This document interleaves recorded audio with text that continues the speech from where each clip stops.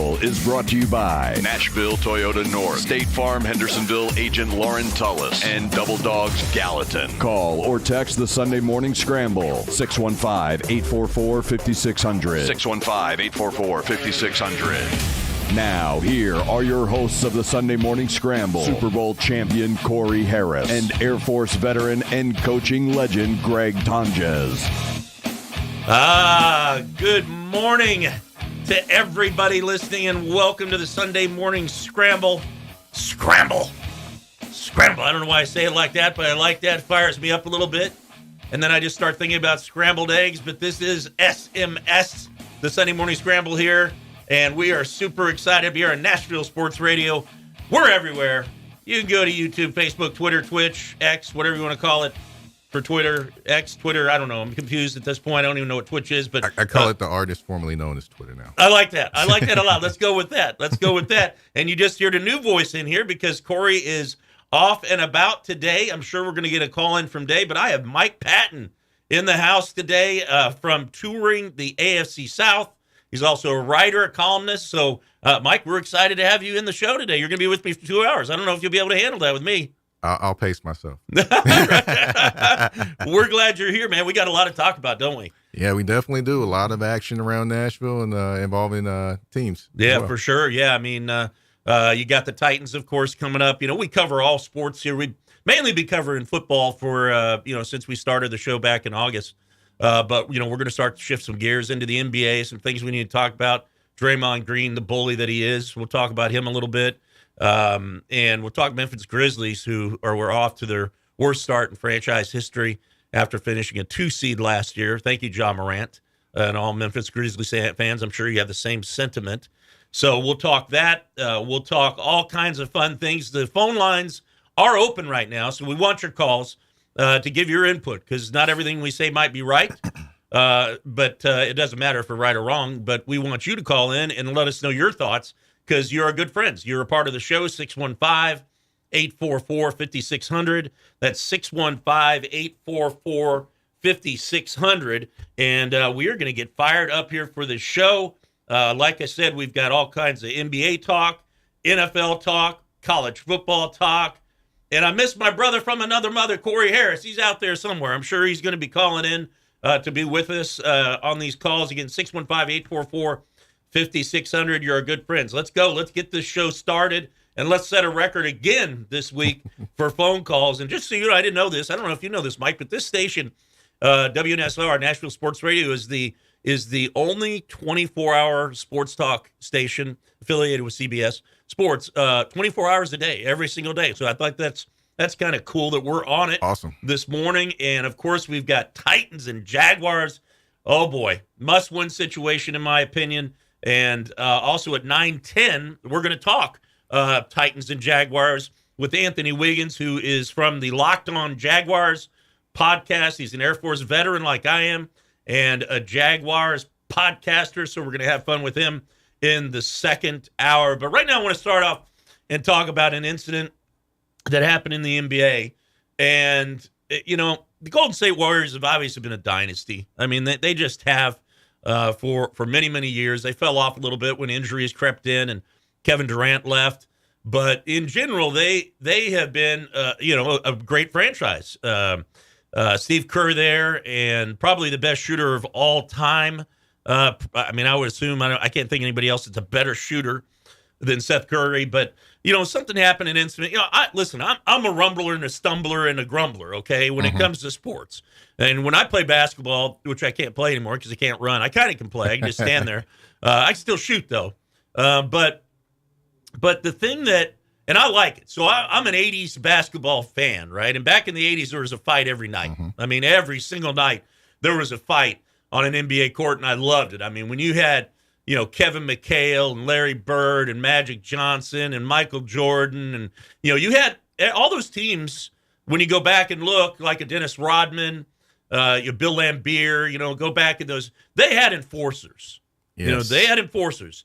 And, there was reasons why they enforced it. They didn't just fight to fight per se. Some of them probably did. But but the bottom line, they go out and they try and change the outcome of games by their physicality, and it was allowed. Then in the 90s, they kind of started drawing back a little bit, saying, "No, we don't want to do that. We can't do that.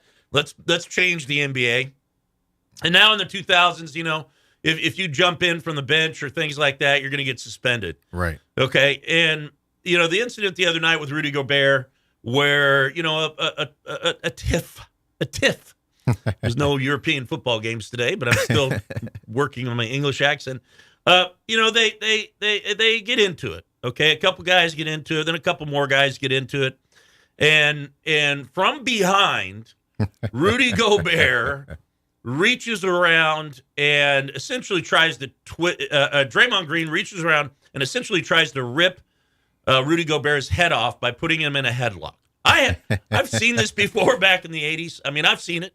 I've seen the physicality. I've seen things like this before, and I like it. Okay, I'm not saying that that's the issue.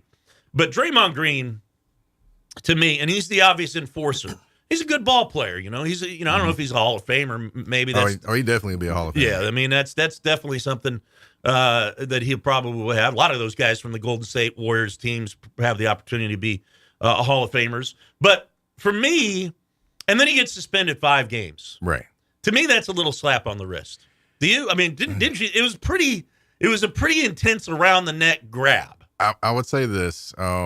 He probably got suspended more on reputation. That's why he got the 5 games. So I would say that also it's kind of interesting a dynamic when it comes to Draymond Green. He plays with the edge, and that's who he is. And, of course, you can always fall over that edge as evidenced by the things that he's done over his career. So it's always interesting, he's gone to a certain point or things like that. Yeah. If he goes over the edge, he gets suspended and people say, hey, you got to get rid of him, got to do this, you got to do that. But also, if you take that edge away, you might not get the same player. So it's also kind of a interesting dynamic. Do I agree could he have done same things a little differently? Yes. Yeah. But I totally understand him trying to take up for his teammate, but just a little too far. Yeah. Slap on the wrist. I mean, that's what it was. The suspension probably should have been longer. But, I mean, this guy, to your point, his reputation has been known for stepping on guys, private parts and kicking people. No. He doesn't step. He kicks. Yeah, he does. You're right. And so he's a dirty player. Let's just say it. I mean, you know what I would – and then he kind of lied about the incident of, well, I was really trying to protect, so-and-so and so-and-so.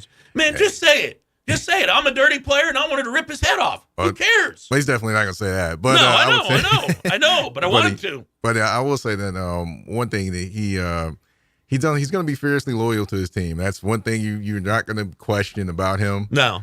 But yeah, in some instances, he's definitely cost his team wins. And to your point, guess what they are now? They've lost 6 in a row. So the Golden State Warriors have lost 6 in a row, and not playing good basketball right now.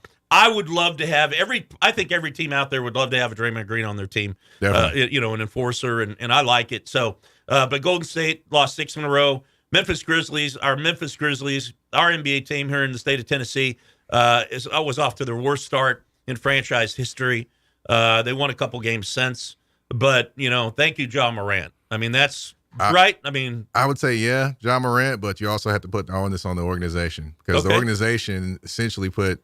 It's Ja Morant and the Ja Morantettes in some senses. That's true. Because, Jaren Jackson, I love Jaren Jackson's game, but he can't go get his own buckets, things like that. You don't have, you have Bane you developed, but he still isn't quite there as a guy that can do all the different things you need from a dynamic guard. So, I would say a lot of the blame falls on the organization for not developing pieces as well. And they still haven't found a small forward after all these years. No, they haven't. And it'll be interesting to see. Hey, are you into this this new NBA in-season tournament thing? Is that something you think is cool or different? I can't figure it out, honestly. I've actually looked at it, pool play, things like that. I've watched some games, but the one thing that is not thanking me for watching these games is my eyes because the courts have been screaming hideous at my eyes. Hideous. Whew. I mean, come on, NBA. I know the NBA wants to change things up and be different. Okay, but those are the ugliest basketball. I mean, I'm almost speechless watching it. I can't, and I'm a big Lakers fan, and they did one the other night. I think it was Sacramento, maybe, where the whole floor was purple. Purple, yes. I mean, what in the world? I thought it was the second coming of Prince, and it was just a purple basketball court, man. I'm like, come on, man. Well, I'll tell you this. Get us together. I'll tell you this. The one thing that I thought was funny is, JJ Redick made a nice little joke about the trophies being in the middle of the floor. Yeah. And he said about the Clippers, and he said, well, yeah, he was trying to figure out why they put the trophy in the middle of their floor. I had to be absolutely dying laughing when I heard that. Yeah, I love Riddick. I like him a lot, man. Anyway, it's just something different they're trying to do. Okay, whatever. But the NBA is what it is. I mean, I'm excited. I'm a big Lakers fan, and I like the way they've started out the season. So, but we'll talk more NBA every week on the show. Just wanted to get a little sample of what we're going to cover going forward. We will cover the Grizzlies, and I plan on getting out to Memphis for a couple games at least, especially when the Lakers come. But talking about, let's shift gears. Week 11, week 12, NCAA football. Right now, Tennessee at Georgia. Tennessee Volunteers. Yep. The producer just took his hat off. That's a Tennessee hat. He's not repping Tennessee right this moment. Then you guys are loyal fans out there. I mean, look, I've said this for several weeks now, that once they lost their second game, once they lost their first game, I said this. I said the next game that they played, they seemed uninterested and realizing and thinking that they were probably out of the opportunity to win a national championship, right, or at least make it to the CFP. But then they play on, and they look lethargic in games, and they look uninterested. Joe Milton looks like an average quarterback comparatively, and they still look uninterested, and and then yesterday against Georgia, I mean, honestly, the game could have been 60-0 if they wanted to. Yeah, it could have been worse. I mean, Georgia by far and above to me is the most. Yesterday I was off. I'm not usually off on Saturdays, but I was off yesterday, and it was great because I got to watch a ton of college football, and trying to compare these teams and trying to think through who's going to be in the CFP, right? I mean, we're getting down to it. I can't believe the season's almost over. Right. I mean, it's almost bowl season next month. So I'm like, who are these teams? So I got to sit and watch Michigan play Maryland. Valiant effort by Maryland. Played very, very tough, very physical defense, nasty defense. Of course, Michigan pulled it out. And Michigan and Ohio State are on a collision course for each other this coming Saturday. That's going to be a heck of a ball game. But Tennessee, it's time. Tennessee, listen to me. I know you don't care what I say out there for the most part in reference to this, but I'm going to say it again. I've said it for weeks. Put Nico in. Okay, you're going to go to a mediocre bowl game. Okay, Tennessee, you don't owe Joe Milton anything. Okay, he's a quarterback. He's a football player.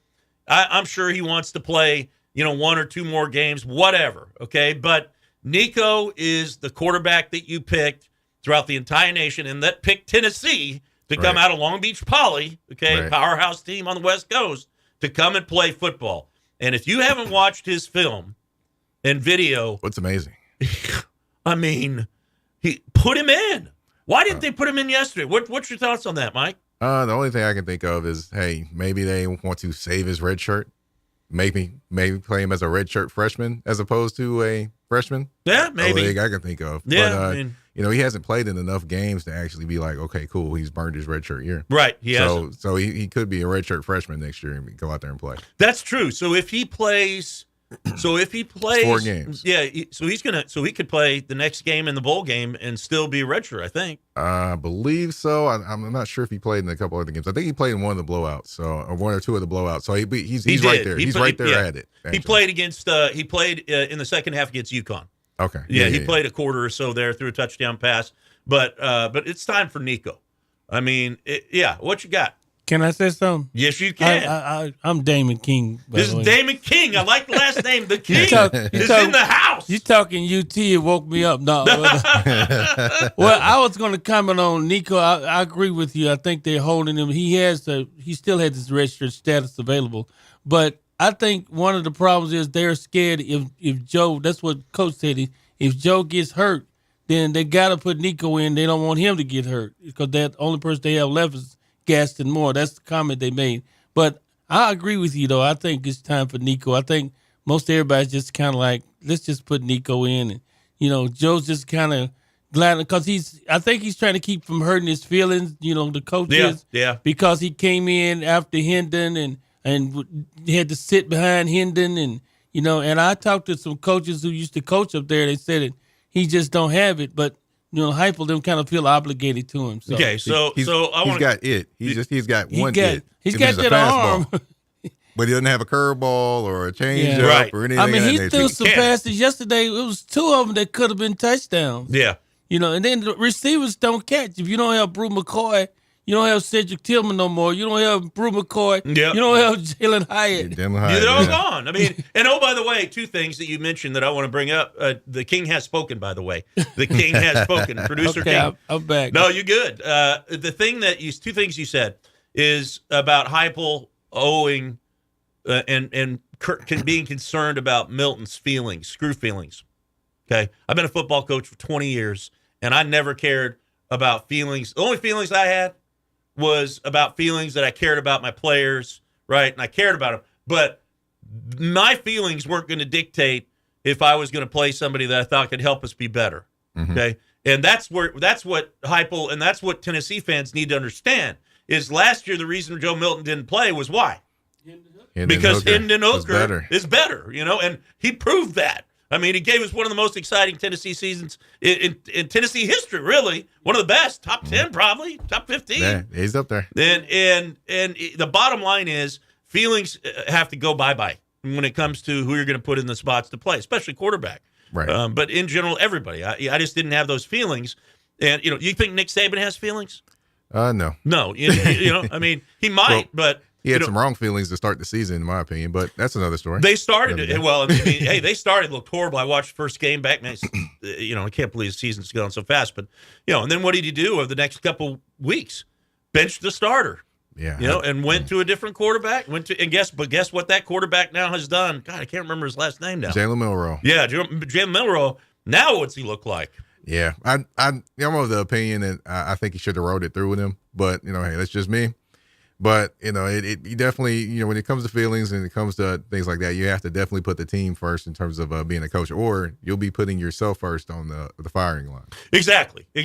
And we got to go to break here just for a second, but I like the start we're off to with Mike Patton in the house from Touring the AFC. We got the King, that's our producer. We're working it on a Sunday morning here on the Sunday Morning Scramble. On the other side, we're going to talk about the Nick Saban effect. It's still there. They're creeping up the charts, the rankings. And then we're also going to talk, Cory might call in for this next part, but after the break, we're going to talk Vanderbilt getting blown out again to a 9. So again, you're listening to the Sunday Morning Scramble here on Nashville Sports Radio. See you on the other side. Nashville? This is Super Bowl champion Cory Harris. And anybody that loves sports knows that if you can't score, you can't win. So you should absolutely consider protecting your family and your assets with State Farm. Thanks, Cory. Hey, everybody. This is Lauren Tullis, State Farm agent in Hendersonville. And if you like watching some of the best, like Cory Harris, you should be protected by the best. Contact us today to get your free quote at laurentullis.com. Like a good neighbor, Lauren Tullis State Farm is there. What's up, Nashville? This is Cory Harris, Super Bowl champion of 2000 Baltimore Ravens. And the only thing that Coach Tonges likes more than the LA Chargers is Double Dog. Yeah, Cory, Double Dogs. This is the coach, Greg Tonges, from the wonderful new show, live show, that is the Sunday Morning Scramble. It is the coach, and it is Cory, Super Bowl champion on that show. But we do love one thing better than all of that. It is Double Dogs in Gallatin. It is the spot for beer, for sports. They've got the biggest screens, they've got the coldest beers, and guess what? It's dog friendly. And not only that, you can walk in today and ask for the coach's special, which is a double dogs with chili and cheese, and not one, but 2 hot dogs. It is Double Dogs in Gallatin, and that is at 1620 Nashville Pike. Tell them Coach Tonges sent you.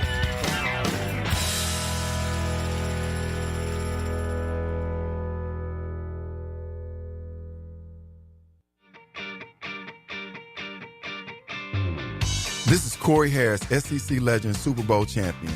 If you want a great game day experience, you need to go down to DraftKings Sports and Social, downtown Nashville. Oh, yeah, Cory, DraftKings Sports and Social. There's only 14 of them, and we've got one of them here in downtown Nashville at 128 2nd Avenue North in downtown Nashville. Listen, anybody that loves to watch sports, he has to go here. They got a VIP lounge that overlooks the Cumberland River and into Nissan Stadium. This place is unbelievable with the biggest screens and the best experience for any sports fan. 128 2nd Avenue North in downtown Nashville. We'll see you there. Trusted for creative design and committed to both the function and aesthetics of your smile, Jody Jones Dentistry for 26 years has provided a wide range of general and cosmetic dentistry services along Nashville's Music Row and coming soon to Hermitage and Murfreesboro. The Nashville leader for cosmetic dentistry provides a unique luxury environment for patients who want his famous Hollywood smile. Just ask the country music stars, actors, athletes. Yeah, he was 8 years the dentist for the Predators to display his celebrity smile. To learn more, visit jodyjonesdds.com or call 615-259-5100. It's the NFL on Sports USA, and we're in the City of Angels as the Seattle Seahawks swoop into LA to face the Rams. The Rams can protect their house with Aaron Donald, then put up points with Puka and Kupp. The Hawks can fly downfield thanks to Geno feeding it to Lockett or DK Metcalf. Fires to the middle, it's caught! Touchdown, Seattle! DK Metcalf! It's the Seahawks at the Rams, this Sunday on Sports USA.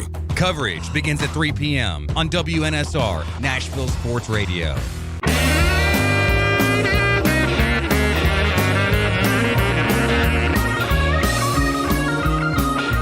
All right. I'm liking that song. Crank it up a little bit. What's going on over there? Is that considered jazz, Mike? Whatever it is, I like it. Yeah, I dig it. I dig that. All right. Well, we're talking all sports here on the Sunday Morning Scramble here on Nashville Sports Radio. And you can listen to 560 AM. You can listen to 95.9 FM and 107.9 in Smyrna. I pronounced that correctly and have been pronouncing it correctly for a while now. But we're excited, man. We are here talking college football right now, and that's mainly what our first hour is. Talked a little NBA earlier. That was fun. Chatting about that a little bit. I actually like the demise of the Golden State Warriors because I'm a Lakers fan, so I like seeing them not win. So lose 7 in a row would be nice. Keep rolling. We'll also get into Preds talk down the road, as we move into the bowl season and all that stuff and have less football, but we'll be covering that. But I want to talk Vanderbilt, and I'm sure Cory does too. Vanderbilt blowing out again. He started out such a promising start to the season, and I think they've lost 6 in a row, if I'm not mistaken. Could be 7 in a row. No, it's at least 6 in a row that they've lost. They lost South Carolina, and Cory has no chance running semi-nude down Broadway. That was his commitment at the beginning of the season. If they had a 6-win season or were better than 500, so Cory, you don't have to worry about that, my brother. I'm actually happy that you don't have to worry about that. If Cory was here, I'd ask this question. I'll ask you, Mike. Is this one of the most disappointing? It was an anticipated season that Vandy with Coach Lee was going to start to move in the right direction, but 2 wins, and they're not going to beat Tennessee next week. They're playing at Tennessee. Right. They're not going to win that game, so they're going to finish, 2 and 10. Is it one of the more disappointing seasons recently for Vanderbilt football? Honestly, yes and no. Okay. Yes, because of course the anticipation. They did have some players. I've watched a few of their games, and they do have some players. They don't, get the playmakers the ball probably enough. But no, in the sense of it is Vanderbilt and it is the SEC. So I kind of didn't expect them to do as well. When I expect, it's kind of like with a team that you don't expect anything good from, but when something good happens, you're happy for them. Yeah. So it's kind of like that's how I kind of feel about Vanderbilt at times. Yeah, I haven't really felt great about Vanderbilt, to be honest, in football since James Franklin left. Wow. Be honest. When was that? When did he leave? That was how long ago? Well, that was a while ago at this point. It's been a couple coaches. Yeah. I hate to see it because I moved here from the West Coast, from San Diego, and I'm West Coast homer. I know I am, but moving to Nashville and seeing just the spirit of this city, the sports is so important to this city and to this state. And, especially me living here just outside of Nashville over in Gallatin, I want to see a local team do really, really well. That's why, right. I wanted to see Vandy do well. I had a great experience. I went to the first game out there. And, I want to see Tennessee State do well. We carry their games here on WNSR here, and Tennessee State, looking like world beaters at sitting at 6-2. Everybody's happy, And some are happy that actually watch the games, but they actually That's watch. true. I'm not. That's not a shot at Tennessee State. That's talking about fans. I need you to go to the game. Yeah, they do need to go to the games. I mean, come on. I mean, get out there and support your team. And I don't know if the negativity of that impacted the players or the squad. It shouldn't. You shouldn't allow that to. But excuse me, it probably did. I mean, they were sitting 6-2, now 6-5, lost 3 in a row. I mean, how is Eddie George feeling about all this? Well, we'll tell you this. I actually was at the game, and he wasn't feeling too good after this game. Of course, the last few games they've had last 3 games -9 turnover differential. Oh man, which is not good. You're not going to win. You're not going to win a game doing that. But that game last night, he did say definitely that he didn't recognize that team on the field.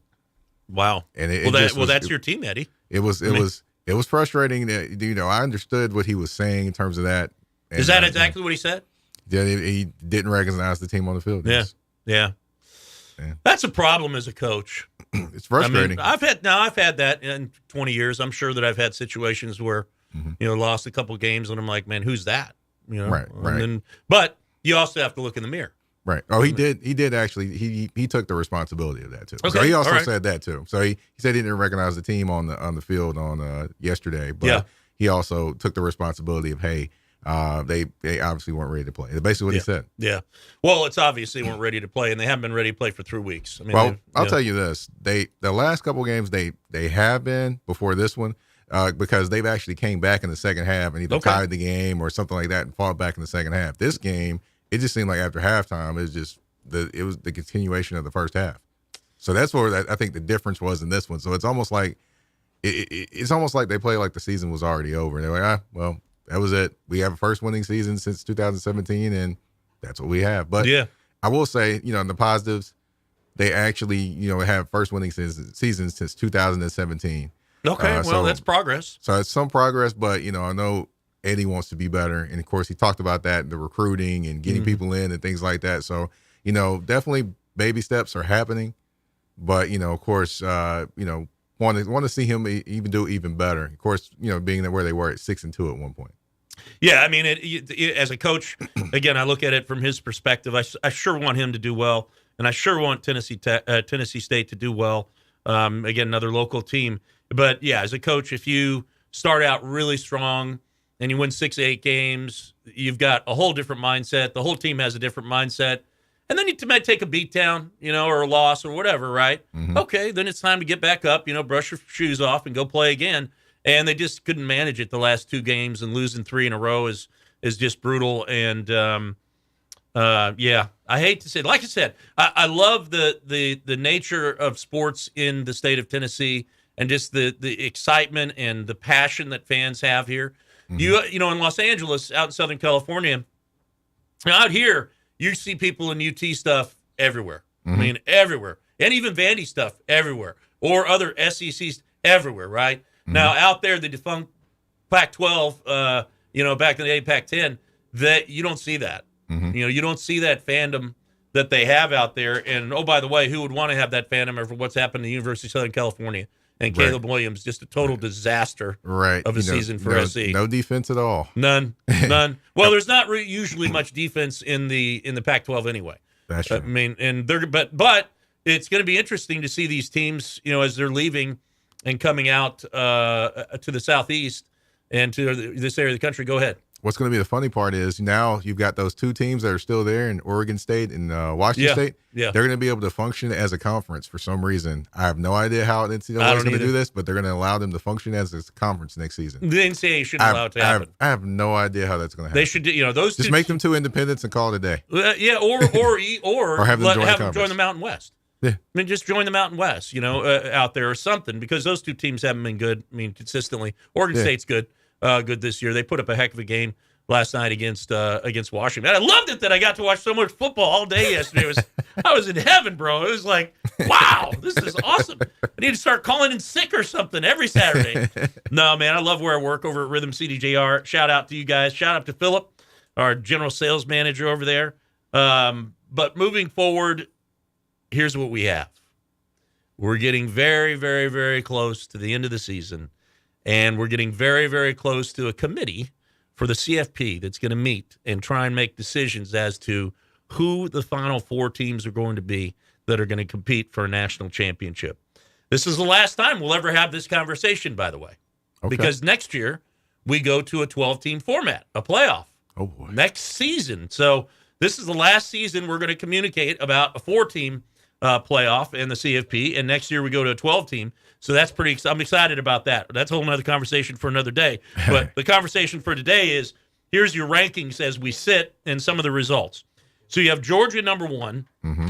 By the way, this past week, Georgia leapfrogged Ohio State. Ohio State was number 1, in the CFP. And so Georgia is back at number 1, which is where they should be. And, we'll before we dive into the other teams that are in the top 8, 10, one-loss teams and undefeated teams, we're going to go to our good friend Jeff. My man Jeff. How you doing out there this morning? I'm all right. How's it going, Tonsilage? You doing all right? Yeah, I'm doing good. I'm doing good. You doing all right? How about them Tennessee State Tiger Wings up 35-0? How about Eddie George 6-5? I guess he's not gonna watch the playoffs this morning. He sure won't be in them. I can tell you that. He won't be in them. So he can watch it. He can watch other teams go to the playoffs, can't he? Yeah, that's tough. They've fallen apart. Honestly, going from 6-2. They fell apart. Eddie George coaching. They fell apart big time. They fell apart, ain't they? They can't score a point. But nobody's worried about who's number 1. Alabama will not go to the playoffs. I don't think. I think Georgia's going to be in the championship game anyway. But and Dolly Parton couldn't help the Vols yesterday. I don't care how many times she sings Rock It Out. And Peyton Manning is the 3rd best quarterback in that family. It's Archie, Eli, and Peyton. Oh, come on now. Wow. Eli Manning beat Tom Brady, and Peyton Manning couldn't. So that's the bottom line. He knows it, and I know it. He couldn't win in the swamp either, so he's sort of trying to learn how to win in the swamp. But he'll learn how to win there. But and also on Kentucky, you can't turn it over 3 times and expect to win. And the SEC network wanted South Carolina to win so they can go bowling. But hopefully next week Clemson takes care of them and they won't go bowling. So they'll be 5-7, like Florida will be when Florida takes care of Florida. Well, I appreciate it. I love it that you're coming on strong, Jeff. Coming out saying all kinds. Jeff calls in every week, bro. Wow, That trips me out. The 3rd best. Peyton Manning's the 3rd third best. Wow. Archie, Eli, and Peyton. Wow. Oh, and then now I love Jeff because he throws some things in like that, right? Yeah, he shoot from the hip. Yeah, and then I also love what he threw in there towards the end because he's a Kentucky fan. He lives in Tennessee, but he's a big Kentucky fan. Is that the SEC network? It was responsible for his Kentucky Wildcats turning the ball over and losing to South Carolina, so South Carolina can be bowl eligible. Jeff, you're a good friend, man. We appreciate that. And talking about bowl eligible and talking about these teams that are ranked by the CFP or in the CFP, I'm going to go quick. But Georgia is number 1, Ohio State 2, Michigan 3, and oh boy, Florida State, who was kind of my dark horse, loses Jordan Travis. Broken leg. Yeah, nasty. Don't watch. And even the networks, when they first saw the replay, did not replay it. Thank you for doing that. And please don't put this crap on social media. I mean, you got to understand that this guy has a family, that and relatives, and they don't want to see that all over your social media post. And neither do I, to be quite frank, because it was a devastating injury to him. It's a devastating injury to that team. That team is on a collision course, still undefeated, and on a collision course for the ACC championship, where they're going to play Louisville. Louisville 1-loss team. So that the whole top, the Georgia, Ohio State, and Ohio State is on a collision course for who, Mike? Michigan. Oh yeah, the Michiganders. Ohio State, Michigan. By the way, we want to hear your calls. Come on, call in. 615-844-5600. We're talking college football. 615-844-5600. Would love to hear from you. Then after Florida State is Washington at 11-0. Great game last night. Beat Oregon State. Most people out here definitely love that game. Yeah, most people out here weren't awake for that one. And same says the same for Oregon. 10-1. With Bo Nix. I mean, you have 2 of the best quarterbacks in the country. that have been consistent throughout the year, right? I mean, between those two quarterbacks, you're 20-1 between Bo Nix and Penix for Washington. Right. And didn't you say that Penix has a brother who plays for Tennessee State or Tennessee Tech? He has a brother that plays a wide receiver, Mekhi Penix, that plays for Tennessee Tech. Okay, yes. All right, cool. We need to get him on. And then you've got Texas, and then you have Alabama, a one-loss team. They're always around. That is getting ready. They are always the Nick Saban effect. They're getting ready to play Georgia in the SEC championship. So that's going to be an interesting game. Now, everybody out there is going to go, well, Georgia's going to put a whooping on them.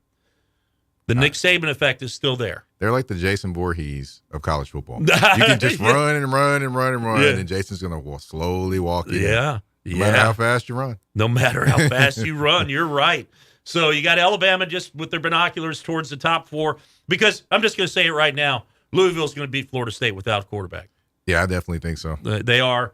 And Louisville is not going to jump into the top 4, even though they only have one. They'll have one loss. They'll finish the season at 11-1, but they're not going to jump because they're not going to jump over Alabama. And then Missouri is a 2-loss team, and I don't think they're going to jump over Missouri. Missouri's playing really good football. Yeah, they are. And then you have Oregon State who lost to Washington, so they're out. Penn State 2-loss team, Ole Miss 2-loss team, Oklahoma 2-loss team.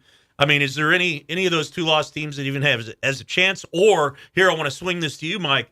Or if Michigan loses. Or if Ohio State loses to Michigan, then obviously Michigan's going to leapfrog up to 2 or 3, right? But if Ohio State loses, and they take one loss, Michigan is going to jump up and Ohio State falls out. Who moves in? Is it Washington? Is it Oregon? I would go with Washington. I mean, Washington to me is a team that could do some damage if they get into the college football playoffs, for sure. Who'd you say? Washington. Yeah. And again, I love watching Washington because they play in the Pac-12, but they play some physical SEC style football. They do. And for those of you that have not had a chance to watch Bo Nix, Bo Nix is like 37 years old. He played for Auburn, too. I thought last week he turned 185. Yeah. I mean, it seems like his college careers last like 10 years. Right. But if you have not seen him or you have not seen Washington, and I think the move for Bo Nix out of the SEC to the West Coast is fitting to his game. It's also very fitting to the NFL game, too. I mean, because the NFL is a quarterback-driven league. Look forward. Penix is a big guy. God, I mean, I saw him after the game with an interview with some gal, and I mean, he looked like he was 7 feet comparatively. I know he's not. He's probably 6'4", but so that's the discussion that we've got to have. And some things are going to, some things are going to change very quickly because these teams are going to be playing each other coming up. So, I mean, you think about it. You've got Louisville's going to play Florida State, ACC, and Washington's going to play Oregon in the Pac-12 championship. Alabama is going to play, like I said, in the SEC championship. And then, those teams are all going to start canceling themselves out. And the game of the week, Michigan-Ohio State, is coming up. Michigan wins its 1,000th game. Check that out. So, hey, listen, we got to head to a break, Mike. But on the other side, we're still going to be talking college football. And, excuse me, got to drink my Gatorade faster. The Final Four playoff predictions. We're going to talk about that on the other side. You are listening to Nashville Sports Radio and the Sunday Morning Scramble. We're so pumped. We're so jacked. We're so excited. We'll see you on the other side. What's up, Nashville? This is Cory Harris, Super Bowl champion of 2000 Baltimore Ravens. And the only thing that Coach Tonges likes more than the LA Chargers is Double Dog. Ah, yeah, Cory, Double Dogs. This is the coach, Greg Tonges, from the wonderful new show, live show, that is the Sunday Morning Scramble. It is the coach, and it is Cory, Super Bowl champion on that show. But we do love one thing better than all of that. It is Double Dogs in Gallatin. It is the spot for beer, for sports. They've got the biggest screens, they've got the coldest beers, and guess what? It's dog friendly. And not only that, you can walk in today and ask for the coach's special, which is a double dogs with chili and cheese, and not one, but 2 hot dogs. It is Double Dogs in Gallatin, and that is at 1620 Nashville Pike. Tell them Coach Tonges sent you.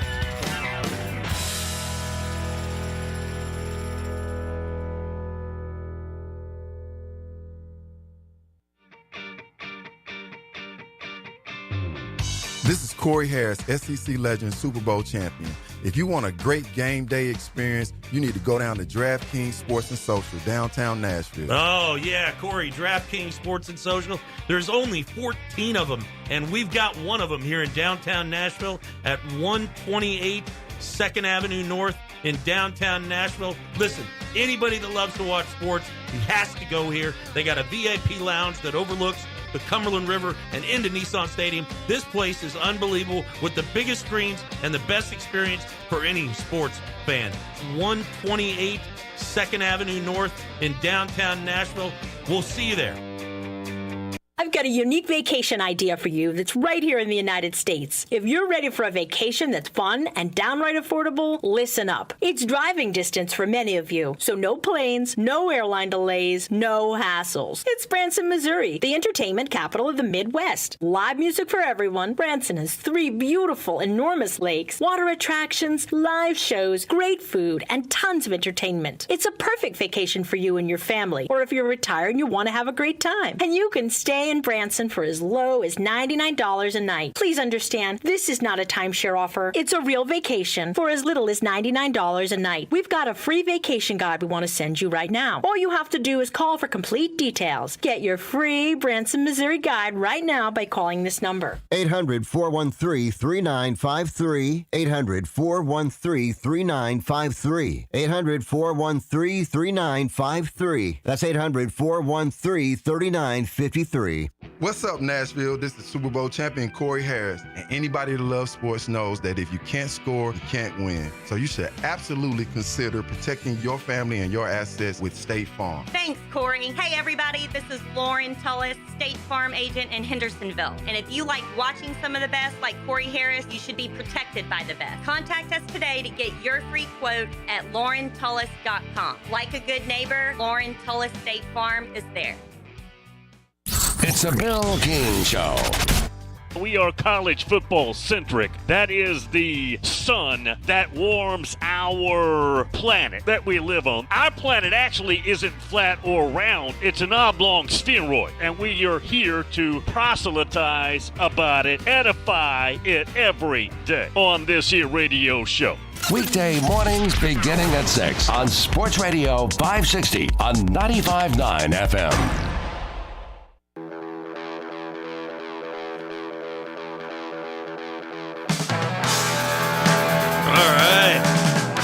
Little Molly Hatchet in the morning, and I was cranking some rock and roll up on my way in. There we go.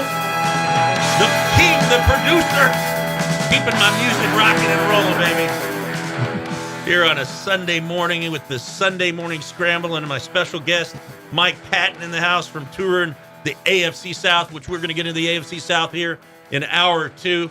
You know, a couple milestones. Actually, one major milestone happened yesterday, and another one was tied. The one milestone is that the University of Michigan has, as a program, won its 1,000th game. 1,000th. Say that 3 times fast. 1,000 games University of Michigan has won more than any team in history.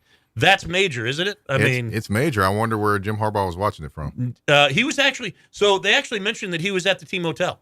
Yeah, he was chilling like a villain. So. Yeah. Do you not like Jim Harbaugh? No, I don't have any ill feelings towards him. He actually coached my cousin with the 49ers. Get out of here. Yeah. I didn't know. That's cool. Yeah. So I've bet him before. But it was it's an interesting situation. I thought it was quite entertaining that he talked about them being America's team and this and that and the other, and then the next thing turned around and took the suspension. I'm like, hold on, weren't you going to fight this? And then all of a sudden you just kind of go in the bout face and then not. Yeah. I'm like, okay, which one is it? Let me tell you something. Man, I got into this last week. Mm-hmm. Listen, how many teams in the nation in college, high school, youth football are trying to steal signs or stealing Everybody's signs? Trying to steal signs. Everybody. I mean, I said this last week. I took I had a video team for my youth football, 7, 8, 9, 10-year-olds, 11-year-olds, all right, 12 years old. Mm-hmm. And I would send them after our game that day to go film the team that we were getting ready to play the next week. Mm-hmm. And why? Because I'm not stealing. I'm being smart. And Jim Harbaugh is one of the smartest coaches. Him and Kirby Smart are two of the smartest coaches in the entire nation. And anyway, you're going to get me up on going about this. The suspension's stupid. Well, I hear you there. I definitely don't. I definitely, hey, people do steal signs and things like that. I just think, you kind of went to the 18th level of trying to steal signs. Yeah, that's why I kind of think, you kind of went overboard. But everybody steals signs. And the thing that people don't understand is that the GAs and things like that, they actually exchange. They're probably the people that exchange tape right during the week. So it isn't like you have to go that far to steal a sign. No, you could have actually done it with watching the tape. To me, it seemed like this guy was trying to get extra credit. In my opinion. And he did. His name's been mentioned more in his life than it ever has been in the whole life. So you got the final 4 teams. It's coming down to that. Next year, a 12-team playoff, which I'm excited about. But, for me, my top teams are going to be the 4 teams that I think are going to be in the playoff are going to be Michigan, Georgia. I think Michigan's going to beat Ohio State this week. I think it's going to be Michigan, Georgia, Washington, and I'm going to go with Oregon. Ooh. I'm going to go with Oregon. Got 2 Pac-12 teams in there. Yep, because who else, who are the other teams? Who do you got? I've got Georgia, Ohio State, Michigan, and Washington. Okay, I like that. Mine's a little bit out there because Oregon and Washington are going to play in the Pac-12 championship. I still think that there's a chance that Oregon gets got by Oregon State in the Civil War. Yeah, that's this week. That's this Saturday. So that's going to be a good game. I can't remember where it's being played. I don't know either. But either way it goes, it's going to be a good one. Yeah, it that's always gonna be a good is. One. Yeah, so SEC fans, watch that game because that's going to be a heck of a game to watch. We only have about a minute left here in this particular segment before we hit the top of the hour, and then we hit hour 2. But those are the teams I think. I mean, Alabama still has a shot. I mean, if Alabama, listen to me, if you want the whole world rocked, if Alabama beats Georgia in the SEC championship and Ohio State gets beat by Michigan, remember, Ohio State is ranked higher than Michigan right now. Right. Okay. So if Michigan beats Ohio State, and I know these are a lot of ifs, but this is why we watch. This is why we love the game, right? Right. And if and then Alabama beats Georgia, oh boy. Yeah. I mean, Alabama will only have 1 loss, complete chaos, and I'm hoping for it. Yeah. I want it to happen, and I want Oregon to beat. If Oregon beats Oregon State, and only has 1 loss. I want to see Oregon beat Washington, because then you'll have 2 1-loss teams in Oregon and Washington that are very, very good, and probably going to have the Heisman Trophy winner. But we got to get to the break. I don't know why I snorted just now, but that was kind of weird. But that's kind of our thoughts and take. But I'm excited to get to NFL stuff, and we've got a special caller calling in here, Anthony Wiggins from Locked on the Jaguars. We're going to talk Tennessee Titans football. And, oh, by the way, real quick before we go to the break, Jalen Daniels out of LSU, ladies and gentlemen, and I know we're out here in the SEC country, and I'm sure you've seen this kid play, but yesterday accumulated 8 touchdowns. Well, it was against – I don't want to hear that, okay? Because if you throw for 6 touchdowns and run for 2 touchdowns, I don't care who you're playing, okay? That's still an achievement. That's unbelievable. And then Oregon and Bo Nix, he throws for 6 touchdowns.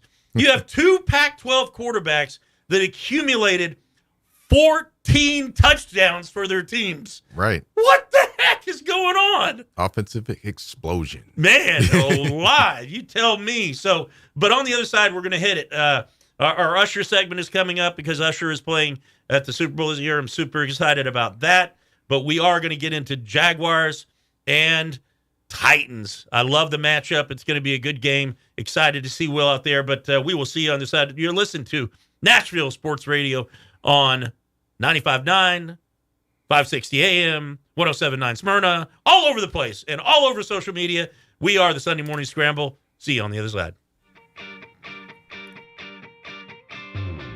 This is Cory Harris, SEC legend, Super Bowl champion.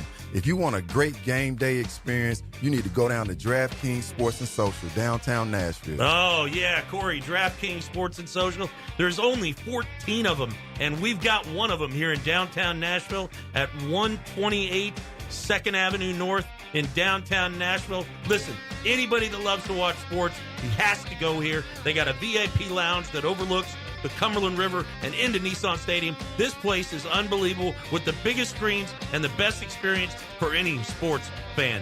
128 2nd Avenue North in downtown Nashville. We'll see you there. What's up, Nashville? This is Cory Harris, Super Bowl champion of 2000 Baltimore Ravens. And the only thing that Coach Tonges likes more than the LA Chargers is Double Dog. Ah, yeah, Cory, Double Dogs. This is the coach, Greg Tonges, from the wonderful new show, live show, that is the Sunday Morning Scramble. It is the coach, and it is Cory, Super Bowl champion on that show. But we do love one thing better than all of that. It is Double Dogs in Gallatin. It is the spot for beer, for sports. They've got the biggest screens, they've got the coldest beers, and guess what? It's dog friendly. And not only that, you can walk in today and ask for the coach's special, which is a double dogs with chili and cheese, and not one, but 2 hot dogs. It is Double Dogs in Gallatin, and that is at 1620 Nashville Pike. Tell them Coach Tonges sent you.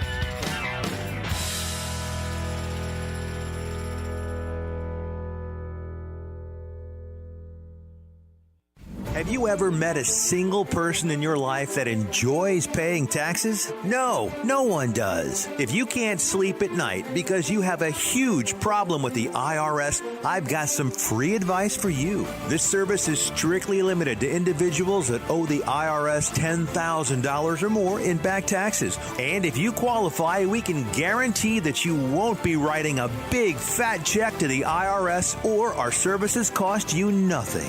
The first 100 people that call today will get a free tax consultation worth $500. Stop worrying about your IRS problem. We can help you, we promise. Call the tax doctor right now. I mean right now, to learn more. 800-649-0142. 800-649-0142. 800-649-0142. That's 800-649-0142. What's up, Nashville? This is Super Bowl champion Cory Harris. And anybody that loves sports knows that if you can't score, you can't win. So you should absolutely consider protecting your family and your assets with State Farm. Thanks, Cory. Hey, everybody. This is Lauren Tullis, State Farm agent in Hendersonville. And if you like watching some of the best, like Cory Harris, you should be protected by the best. Contact us today to get your free quote at laurentullis.com. Like a good neighbor, Lauren Tullis State Farm is there. It's the McFarland Show with Darren McFarland and Fox 17's Justin McFarland. I believe this franchise right now, unfortunately, is paying for the sins of a lot of bad draft picks and bad signings. You can only dodge that for so long. When you think about going back-to-back years with your first-round pick and get nothing, that's hard. That's a hard pill to swallow. It just The is. McFarland Show with Darren and Justin on Nashville Sports Radio WNSR.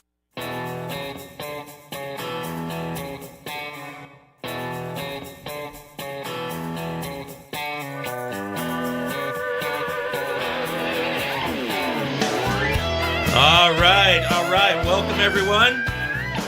You are listening to SMS, the Sunday Morning Scramble, here on Nashville Sports Radio. Excited to have you with us.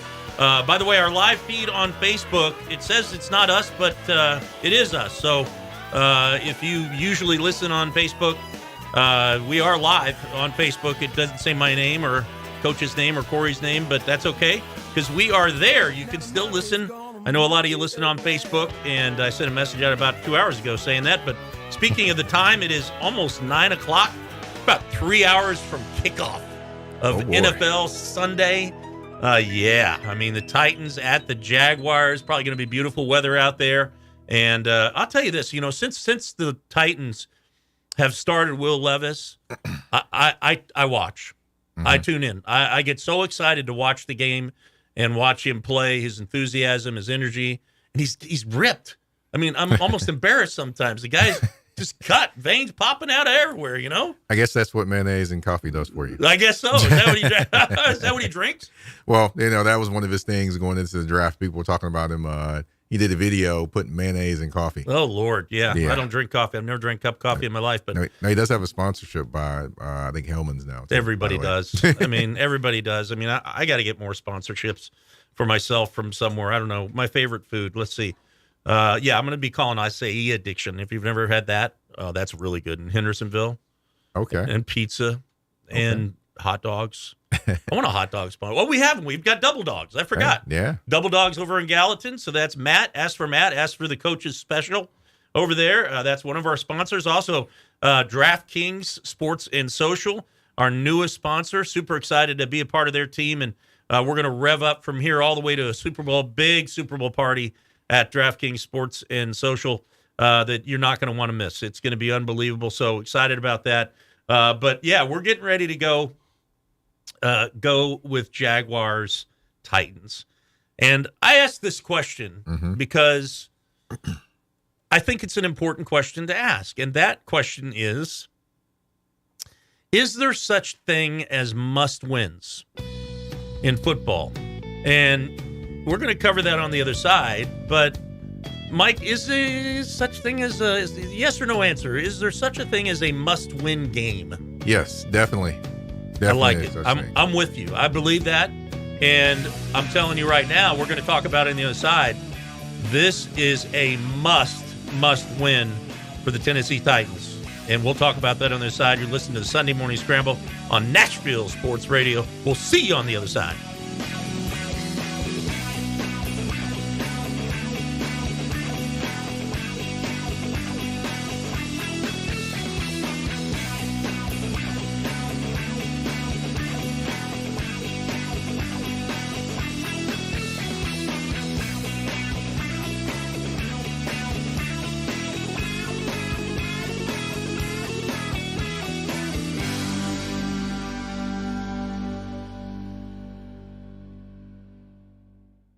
.560 AM, 95.9 FM, Brentwood, Nashville, 107.9 FM, Smyrna, Nashville's first 24-hour sports station.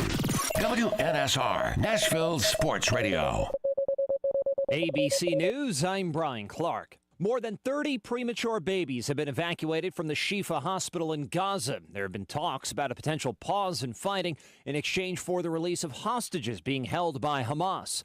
But amid global calls for a ceasefire, Deputy National Security Advisor John Feiner tells ABC's This Week why that is not what the U.S. supports. Calling on one side to accept a ceasefire under that circumstance, especially when Hamas retains capabilities. Israel's military operations are not yet complete, is not something that we're going to support at this time. Millions of people in the U.S. on the roads and in the skies this week, and many are leaving earlier. The FAA says there's been a 13% increase in flights this weekend. 3 women and 1 teenage girl were shot and killed in 3 locations across Memphis. Another girl was seriously hurt. Authorities believe it was the work of one man, a domestic incident. That man's been found dead of a self-inflicted gunshot wound. This is ABC News.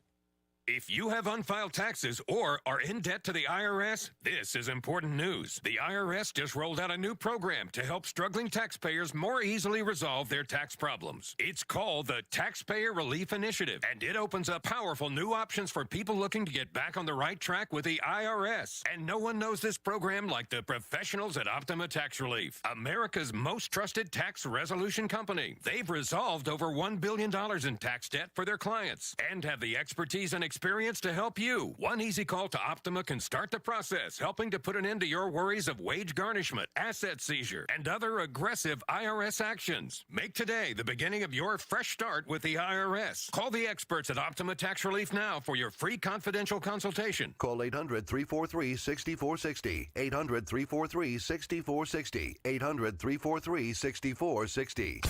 Optima Tax Relief. Some restrictions apply. For complete details, please visit OptimaTaxRelief.com. Located at 5410 Murfreesboro Road in the heart of Laverne, City Slickers is one-stop shopping for all your liquor, beer, and wine needs and has been a multiple winner annually in the Best of Rutherford County voting for Best Liquor Store and Top Wine Shop. Featuring the lowest prices, the best customer service with unsurpassed knowledge, City Slickers offers the largest craft beer selection in Rutherford and southeastern Davidson counties and has beer on tap at its Growler filling station. City Slickers also sells mixers, sodas, snacks, tobacco products, and the Tennessee Lottery, and can place special orders and assist with all your events and even wedding planning. Make sure you follow City Slickers on all their social media or just give them a call at 615-280-7469. That's 615-280-7469. Located in the heart of Laverne, City Slickers.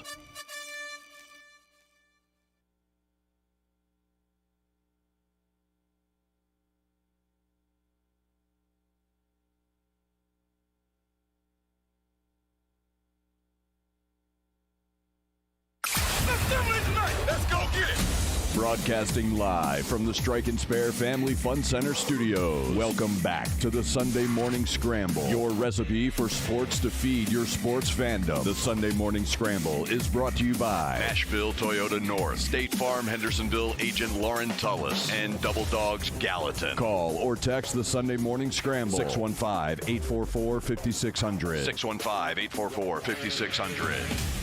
Now, here are your hosts of the Sunday Morning Scramble, Super Bowl champion Cory Harris and Air Force veteran and coaching legend Greg Tonges. All right, good morning. We are in hour 2 of the Sunday Morning Scramble here. Cory Harris is not here this morning. If he is, I can't see him, but he is not here. We have special guest in studio with us, Mike Patton, from touring the AFC South as we're getting ready to talk NFL football. Excited to have you here this morning. Mike, you having fun? Yes, sir. Having a ton of fun. Good times, huh? Indeed. I could do this the rest of the day, be honest with you. Man, just sit here, have a cold beer, watch some football, enjoy it. Definitely. But you got to have multiple screens, though. Got to have multiples. We need a lot. Yep. So we are going to be talking NFL football this hour at 9:10. Anthony Wiggins, locked on the Jaguars, is going to be joining us as well. And just before the break, I asked the question, is there such a thing as, is there such a thing as a must-win, Mike? Is there such a thing as a must-win game? There definitely is a such thing as a must-win. Be honest, a particular team that's in this state, in this city, is in that position right now. And who might that be, Mike? That would be the Tennessee Titans. So what defines a must-win? Not every game is a must-win, but I believe this is a must-win for them too. But in general, what defines a must-win situation for a team? Oh, a team that's teetering on the tracks of being irrelevant for the rest of the season or staying in some sense of relevance or having a fighting chance to make the playoffs. Now, I will say the Titans don't have the best chance to make the playoffs. However, this could at least give them some semblance of life. Yeah, and I'm with you. So I like that definition because, there are must-wins. I mean, there are games where if you don't win, you don't make the playoffs. That would be considered a must-win situation. And to your point, that would be a situation for the Titans today that, what is it? They are 3-6. Yeah. Is that right? 3-6. So to go to 3-7 would just look ugly, and they'd have to rip off a nice run. Yeah, they have to rip. They ripped off a nice run last year, losing the last 7 games of the season. Right. So 3-6 right now, but the Jaguars to me are beatable. Okay, and they showed it last week. They're 6-3. They're exact opposite of what our Titans are, and Titan fans, we want you to call in right now and give us your thoughts. Is this a must-win for the Tennessee Titans? 615-844-5600. That's 614-844-5600. We also have our text line, the same number. So call or text us. It is a must-win because to go to 4-6 and only be 2 games out of the lead would be, to me, that would put them in position. I looked at their schedule. They should be set up to get a few more wins and get back to 500. If you look at the entire AFC in terms of a wild card spot, everybody is huddled around the 5-5 mark. Right. 5-5, 4-5. Right. and a bunch of them. I mean, a bunch of teams, right. Including the Texans. Yeah. And the Colts are probably right about that too, right? Yeah, they're right around there. Yeah. So look. I mean, Titans fans, I would be encouraged. You have got to get the win today in Jacksonville. a tough call to make because Jacksonville is a good football team. I still think they're pieces away. I still don't think Trevor Lawrence is the savior. I mean, he's good, but I think he's. You know what I think is about Trevor Lawrence is I think that his coach is better than he is a player, and I think his coach is coached him up and got him to a point where I think he's kind of reached, to me, this is just me, okay? I know how good he was in college at Clemson. I'm just saying in the NFL, I think he is almost at the ceiling of where he will live as an NFL quarterback. Do you feel the same thing about it? I don't know. I can't really say so far because his rookie year, you might as well just scrap that because it was a disaster. It was Urban Meyer. Thank you, Urban Myers. Yep. But I would say this is all de facto his second year playing in the NFL, and to me, I still think he's making those adjustments. So I can't really say it's a complete in terms of his ceiling or reaching his ceiling at this point. But it does definitely looks kind of like a roller coaster at this point. Yeah, it does, and I mean, now they have talent. Etienne is an awesome running back. Right. I mean, they've got wide receivers. They've got a decent defense. It's just going to be, like I said, I really feel at this point that we've seen the height of what he's going to reach, Trevor Lawrence is going to reach as a quarterback. Who we haven't seen the heights of what a quarterback is going to be like for sure is Will Levis. Right. And this is a game that when you're a competitor and you're in the NFL and you've been given the reins of a franchise, everybody's saying he's the future of the franchise for the Tennessee Titans. I don't know if I would go that far to say that he's the future. He's the future now because that's who he's been named as the starter of this franchise, right? Right. So this is where you have to shine. This is how you have to play the way you played at home, which it just seems the Titans can't win on the road at all. For some reason, I don't get it. But, I mean, some teams are just like that. They play better at home. Okay, whatever. But some teams, championship teams, it doesn't matter where they play. That's right. It doesn't matter if you play in Europe. It doesn't matter if you play in an opponent's sold-out stadium. Championship programs, championship teams can play anywhere, anytime, and still win. That's okay? right. That's right. Levis has to shine. He cannot be what he was against the Buccaneers a week ago. The Buccaneers are the Buccaneers. Okay, they're not good since Tom Brady left. They're just not that good. I mean, Baker Mayfield is on his third or fourth team for a reason. Okay, and that's because he's not that good. All right, so Will Levis has to be better than good today. I don't want to hear this crap of this game management crap. Okay, what I want to hear is Will Levis needs to go out and play football and ball out. Does he have that? Do you think that he has that ability, though? Can he do that? Well, he has that ability, but, he also has an offensive line that, makes you want to kind of cover your eyes watching sometimes. That's the truth. I mean, it's brutal, huh? Yeah, definitely is. Yeah, and, there are some pitfalls to the Titans winning games, and one of them, I would say probably number one, is the offensive line. The defense has been okay, but not as good as it really could have been. I would say this. The defense is only giving up 20 points a game. They're only scoring 17. So at that point, I would say this. The defense is actually doing better than what I think we give them credit for. But the thing also I would say is, in crucial situations, they're not coming up with those stops either. So it's kind of like a give or take. We want to hear from you fans out there. 615-844-5600. That's 615-844-5600. Text and phone line are exactly the same. So give us a call. We want your input on these Titans. And, we talked about it earlier, just shifting gears a little bit about quarterbacks. I mean, does it take a Hall of Fame quarterback to win a Super Bowl these days? I mean, and why am I asking that? Because, I'm sitting here thinking about Will Levis. I'm thinking about, other quarterbacks in the NFL and teams that might have an opportunity to get to the Super Bowl and win a Super Bowl. And all the teams I think about are teams that have quarterbacks that have a potential of being a Hall of Fame quarterback. Example, Patrick Mahomes is one of those. Obviously, that's an apparent one. Now we lost Joe Burrow's out for the season. Right. Now he can't stay healthy though, man. I mean, remember he missed training camp with the calf injury, leg injury, looked terrible. I watched it happen in practice, and We lost him. You just lost Deshaun Watson, gone again from the league. 2 quarterbacks worth probably a combined $400 million. Am I right about that? I'm sure I am. Over $400 million that they can't stay healthy, can't get on the field. I mean, but does it take a Hall of Fame quarterback? I want to throw some things at you. I want to throw some quarterback names at you. But, Mike, does it take a Hall of Fame quarterback to win a Super Bowl? I mean, is that really what it's going to take? Yes and no.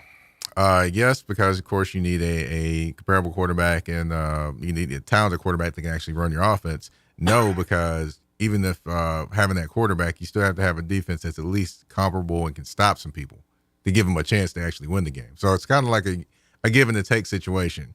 You know, the one thing I like to point at is the Rams. Remember the Rams after they won the Super Bowl? That next year they went all offense, no defense. Yeah, and they didn't make it back to the Super Bowl. Yep, I remember. Yeah, they had Kurt Warner both years. Yeah, so that's why I would say, hey, you know, you need a great quarterback, but you also have to have a defense that's at least comparable that can actually make some stops to make your offense look better. And I'm going to throw you some names of the most recent quarterbacks that have won Super Bowls, and tell me which ones of these are Hall of Famer. Patrick Mahomes. Yes. Matt Stafford wins the Super Bowl. He's a Hall of Famer. Yeah, I think so too. Tom Brady. Silly question. Of course we know that one. Patrick Mahomes again. This is just in order from 2022 backwards, okay? Tom Brady, Patrick Mahomes 2019, Hall of Famer. Tom Brady, Hall of Famer 2018. And then we go away from a Hall of Famer, Nick Foles. Yep, Nick Foles. He might be in the Hall of Fame at his high school or maybe his college. Somewhere Hall of Fame, yep. So then you go back to normal, 2016, Tom Brady, Hall of Famer. Then you go to 2015, Peyton Manning, Hall of Famer, go UT. Then you go to 14, Tom Brady. Then you go 13, Russell Wilson, I think Hall of Famer. Yes. 2012, so we're going back 11 years to Joe Flacco, not a Hall of Famer, still in the lead. I actually heard rumor that he went to Cleveland and tried out. Yeah, he definitely tried out. I guess he's tired of sitting at home with his family at this point. Yeah, time to go ball. Not a bad quarterback. Not a Hall of Famer, though. So far, we've only had 2 guys that aren't Hall of Famers that won a Super Bowl since 2012. And then you go Eli Manning, 2011, Aaron Rodgers, Drew Brees, Ben Roethlisberger, Eli Manning, Peyton Manning, Roethlisberger, Brady. You have to go all the way back to 2002. Brad Johnson, the quarterback of the Tampa Bay Buccaneers back in the day, who has a Super Bowl ring from 2002. So, you know, I'm looking at that list and I'm thinking about the league in and of itself, and I'm thinking about Will Levis and his growth. And my opinion is, yes, it does take, based on what I just read. And I could go to the quarterbacks that were on the losing teams, and a lot of those guys are Hall of Famers as well. Right. You know, not as many of them. Believe it or not, one of those was Colin Kaepernick. Okay, not a Hall of Famer, but the point is with Will Levis and his development and these other teams. I mean, yes, you need a franchise quarterback to win a Super Bowl, but you also need a potential Hall of Famer to be your quarterback. And who would I go ask that question to that would answer the question the way I'm answering it and the way you're answering it? Today's Green Bay Packers and today's New England Patriots, right? Right. I mean, how do those two franchises feel that don't have a Hall of Fame quarterback and nowhere near a Hall of Fame? We don't even know if they have a franchise quarterback, right? Yeah, definitely. You know, a lot of people were asking before the season, what's love got to do with it when it comes to the Green Bay Packers? But, you know, to be honest, the question is incomplete at this point. Yeah, I mean, listen, Jordan Love is not – I'm just going to answer the question. Jordan Love is not a Hall of Fame quarterback. He's not. He's definitely not a Hall of Fame. He's not even a Pro Bowler. No, not at this point. No. And neither is Mac Jones. I mean, no, I can't call him Mac Jones anymore. Why? What do you call him? In the NFL, he's not lived up to a Mac Jones. A nickname. He is McCorkle. McCorkle Jones. McCorkle Jones. Okay, so we have a new nickname, just like Jeff the caller calls me tonsillitis. But yeah, I mean, see, that's what I'm trying to say. I mean, you think about these teams now. We've had an influx of quarterbacks into the NFL over the last 3, 4, 5 years, right? Of very, very good quarterbacks. Josh Allen. Is Josh Allen a Hall of Famer? I don't think so. No. Not at this point. He's a disaster now. He is the Hall of Fame of turnovers because he's led the NFL since he's been in the NFL with turnovers. And something's wrong with that franchise, the Bills. I mean, I thought they were going in such the right direction a few years ago and getting to the playoffs now, and they're consistently getting to the playoff. But I'm just saying, And then you got Joe Burrow who can't stay healthy. Completely change the franchise in Joe Burrow. Right. And then, we talked about Trevor Lawrence. Is he a potential Hall of Famer? I think he's already reached his ceiling, in my opinion. Again, these are just my opinions, so you probably don't give a crap what I say about it, but I'm going to say it anyway because that's why I have my own radio show and Cory, so we can voice our opinions, and him and I don't agree all the time. But, when it comes to Will Levis and the franchise that is the Titans, obviously the jury's very, very far from out. But these are moments, and this is a season where he has been given the reins and control of that offense. Okay. Yes, he does. He's at a suspect offensive line. Okay. Then Coach Kelly, the offensive coordinator, needs to put designs in to roll him. Okay. To get him outside the pocket. He's a runner. He can move, sitting in the pocket, which is, I remember earlier this season when Tannehill went out, with the injury, and Malik Willis went in. And I don't remember who I was sitting watching the game with, but I looked at him and I said, how is Malik Willis going to function in a Ryan Tannehill offense? They're not the same quarterback. Right. And it's a drop back offense that was for Tannehill, right? Tannehill used to be able to move. He can't move anymore.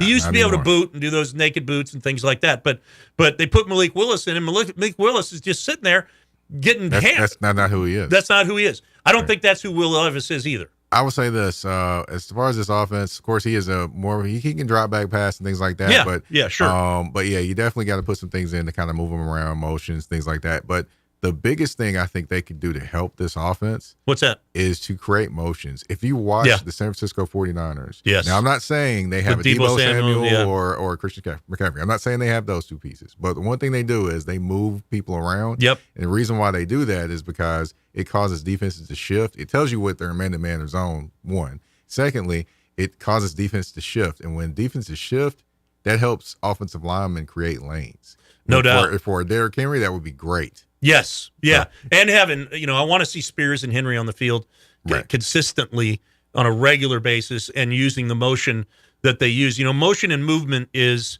the deceivers, right? Right. For a defense. The thing that window dressing. It is. And the thing that the defense doesn't know, this is an obvious statement that I'm going to make, but what the defense doesn't know is where the offense is going.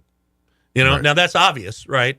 And sometimes the defense can read it and make a play, but most times they can't. Right. So the more movement, to your point, that you have, even moving a motion and then the guy getting set and then moving another motion and continually to do those types of things would be brilliant. Right. I'm not a fan of jet sweeps, just so you know. I mean, I'm not that big of a fan of those. They're easy to snoop out. All the defensive end on the play side needs to do is just hold his ground and not go inside. If he goes upfield, the jet sweep's dead. Yeah. So I understand the point of using the jet sweep, but I want to see Will Levis. I want to see Will Levis step up and play a ball game today. I mean, and that's if I'm coaching him, because these guys are NFL coaches, right? I get it. But you know what? I don't know if they all know more than me about football, because I've coached 20 years of football, okay? And I've ran every offense that you could possibly. I've always been an offensive coordinator, Okay. And I've always been a developmental guy for my quarterbacks, wide receivers, running backs has always been my focus. All right. But I would be telling Will Levis, I would be saying the same thing that I'm saying here on air today to him prior to the game. Hey, look, this is your game, bud. Okay. I'd ask him, hey, let's have you step up. I want you to be in control out there. It's your ball. It's your game. It's your offense. You're the leader. Take control and go get this W for me. I would say this also. The biggest thing for him also is to have the running game also. So he has the running game that makes things a whole bunch easier. Boy, we'll talk about that on the other side, man. We need that running game. We need Spears and Henry out there on the field together. And we are talking all access NFL right now. Everything NFL here on the Sunday Morning Scramble. You are listening to us on Nashville Sports Radio. And we will see you on the other side to continue to talk Titans and the rest of the NFL. See you on the other side.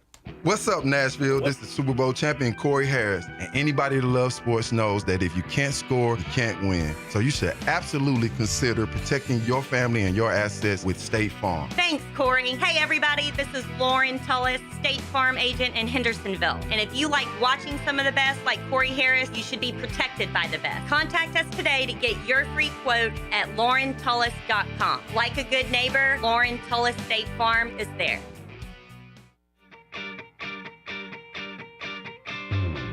This is Cory Harris, SEC legend, Super Bowl champion. If you want a great game day experience, you need to go down to DraftKings Sports and Social, downtown Nashville. Oh, yeah, Cory, DraftKings Sports and Social. There's only 14 of them, and we've got one of them here in downtown Nashville at 128 2nd Avenue North in downtown Nashville. Listen, anybody that loves to watch sports, he has to go here. They got a VIP lounge that overlooks the Cumberland River and into Nissan Stadium. This place is unbelievable with the biggest screens and the best experience for any sports fan. 128 2nd Avenue North in downtown Nashville. We'll see you there.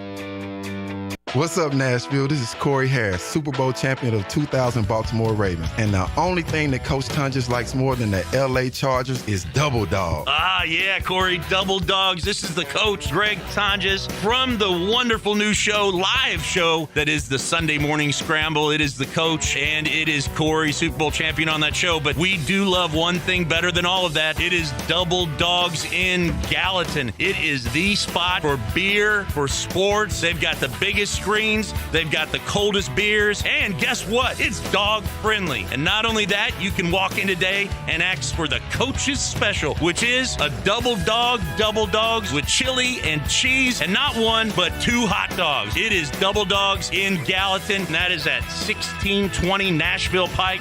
Tell them Coach Tonges sent you.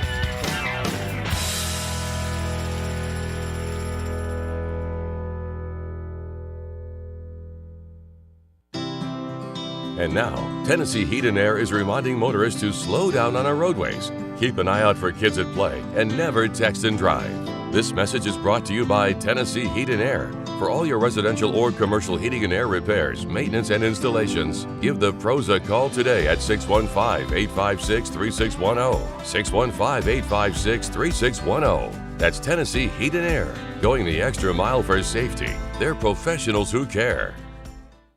The TSU Tigers men's basketball team of fifth-year coach Penny Collins are coming off a top 3 OVC finish last season and looking for much more this season. Led by preseason all-conference guards Marcus Fitzgerald and Kenyon Hodges, the Tigers face an impressive non-conference schedule that includes Oregon, Lipscomb, Austin Peay, Indiana State, and Liberty, and tip-off league play on December 28th at Gentry Center versus UT Martin. Hello, this is Greg Pogue inviting you to join longtime TSU broadcaster Albert Dawson on all of the games this season right here on Nashville Sports Radio WNSR.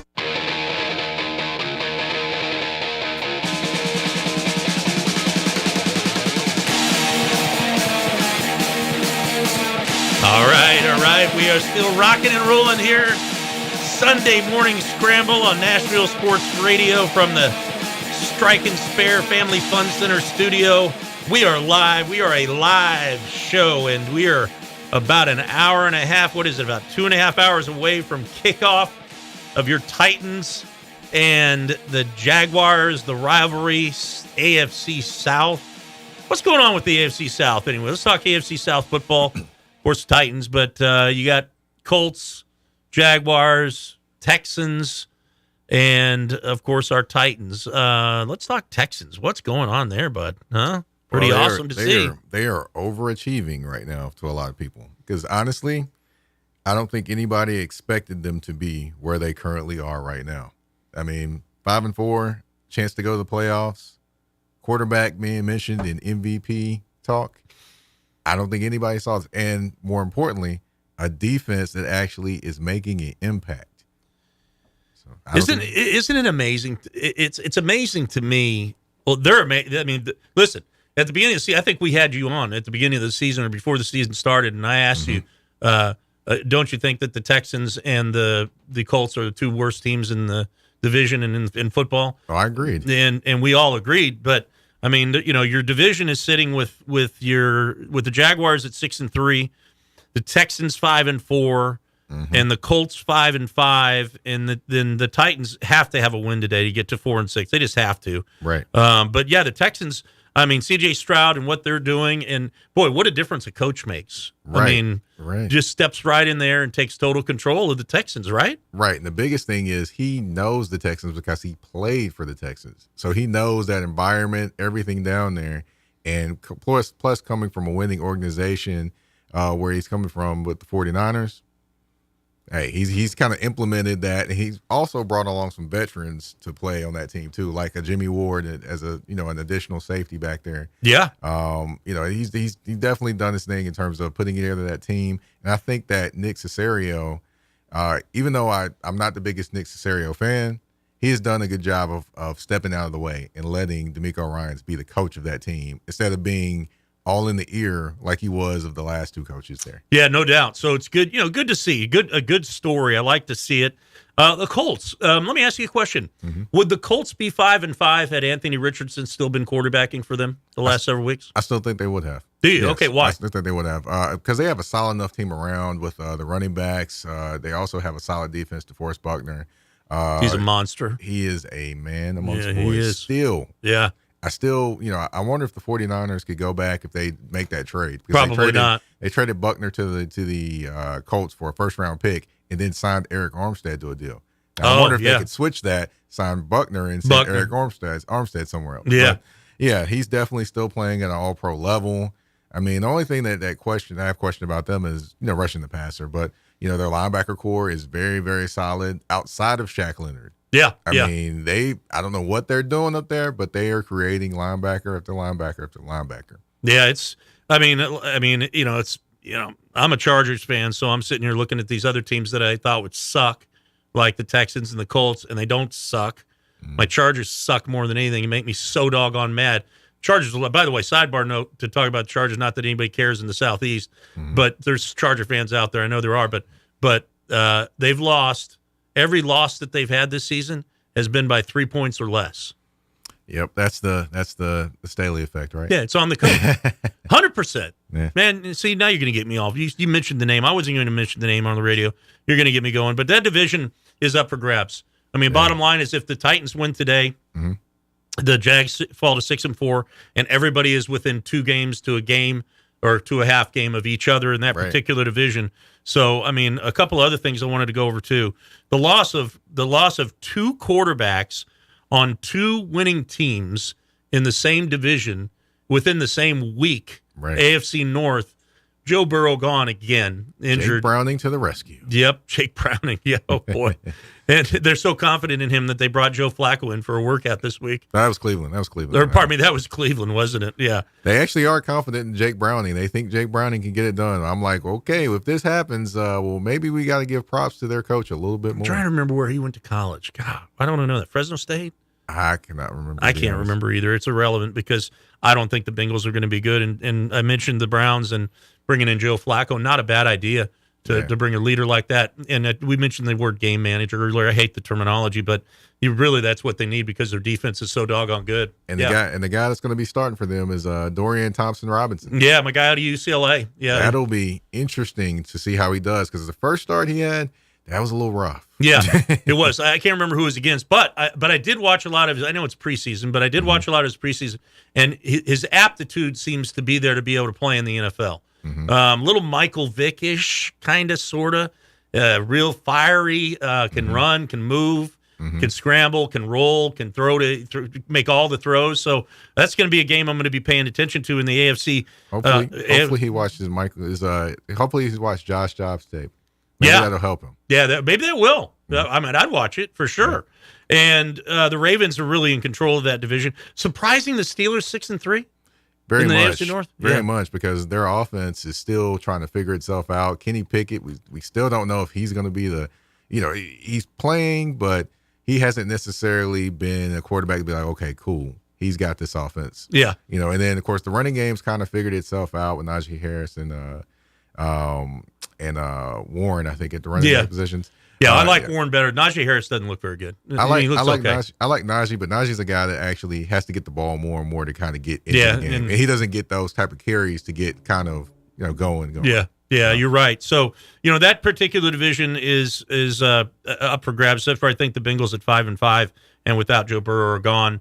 I don't think that about the Browns because I think the Browns have a better defense than any defense in the AFC North. They have a title-winning defense. They do. They 100% do. Can we go back to the AFC South for a second? Yes, let's go. I do have a prediction there. Talk to me. All right. If the Houston Texans win the AFC South, which it's very possible. They face the Jaguars next week. Yeah. If they win that division, there's a very good possibility that C.J. Stroud, saying his numbers stay on pace with they are, 15 touchdowns, 2 interceptions right now. Yep. There's a very good possibility that he could potentially be or win the MVP. Wouldn't that be something? He would be the first one to do so since Jim Brown in 1957. No way. The first rookie. Yes. Wow. And that would be amazing because you also have, Lamar Jackson is having a really good season. Indeed, he is. He's having a very, very good season. Patrick Mahomes is normal, just having his normal season. And Tua, having a really good season. Moving to the AFC West. We're just covering the AFC right now, but we will cover the NFC. AFC West with your Chiefs, man. And I hate the Chiefs. I just can't stand them. I cannot stand this. Listen to me. They just win.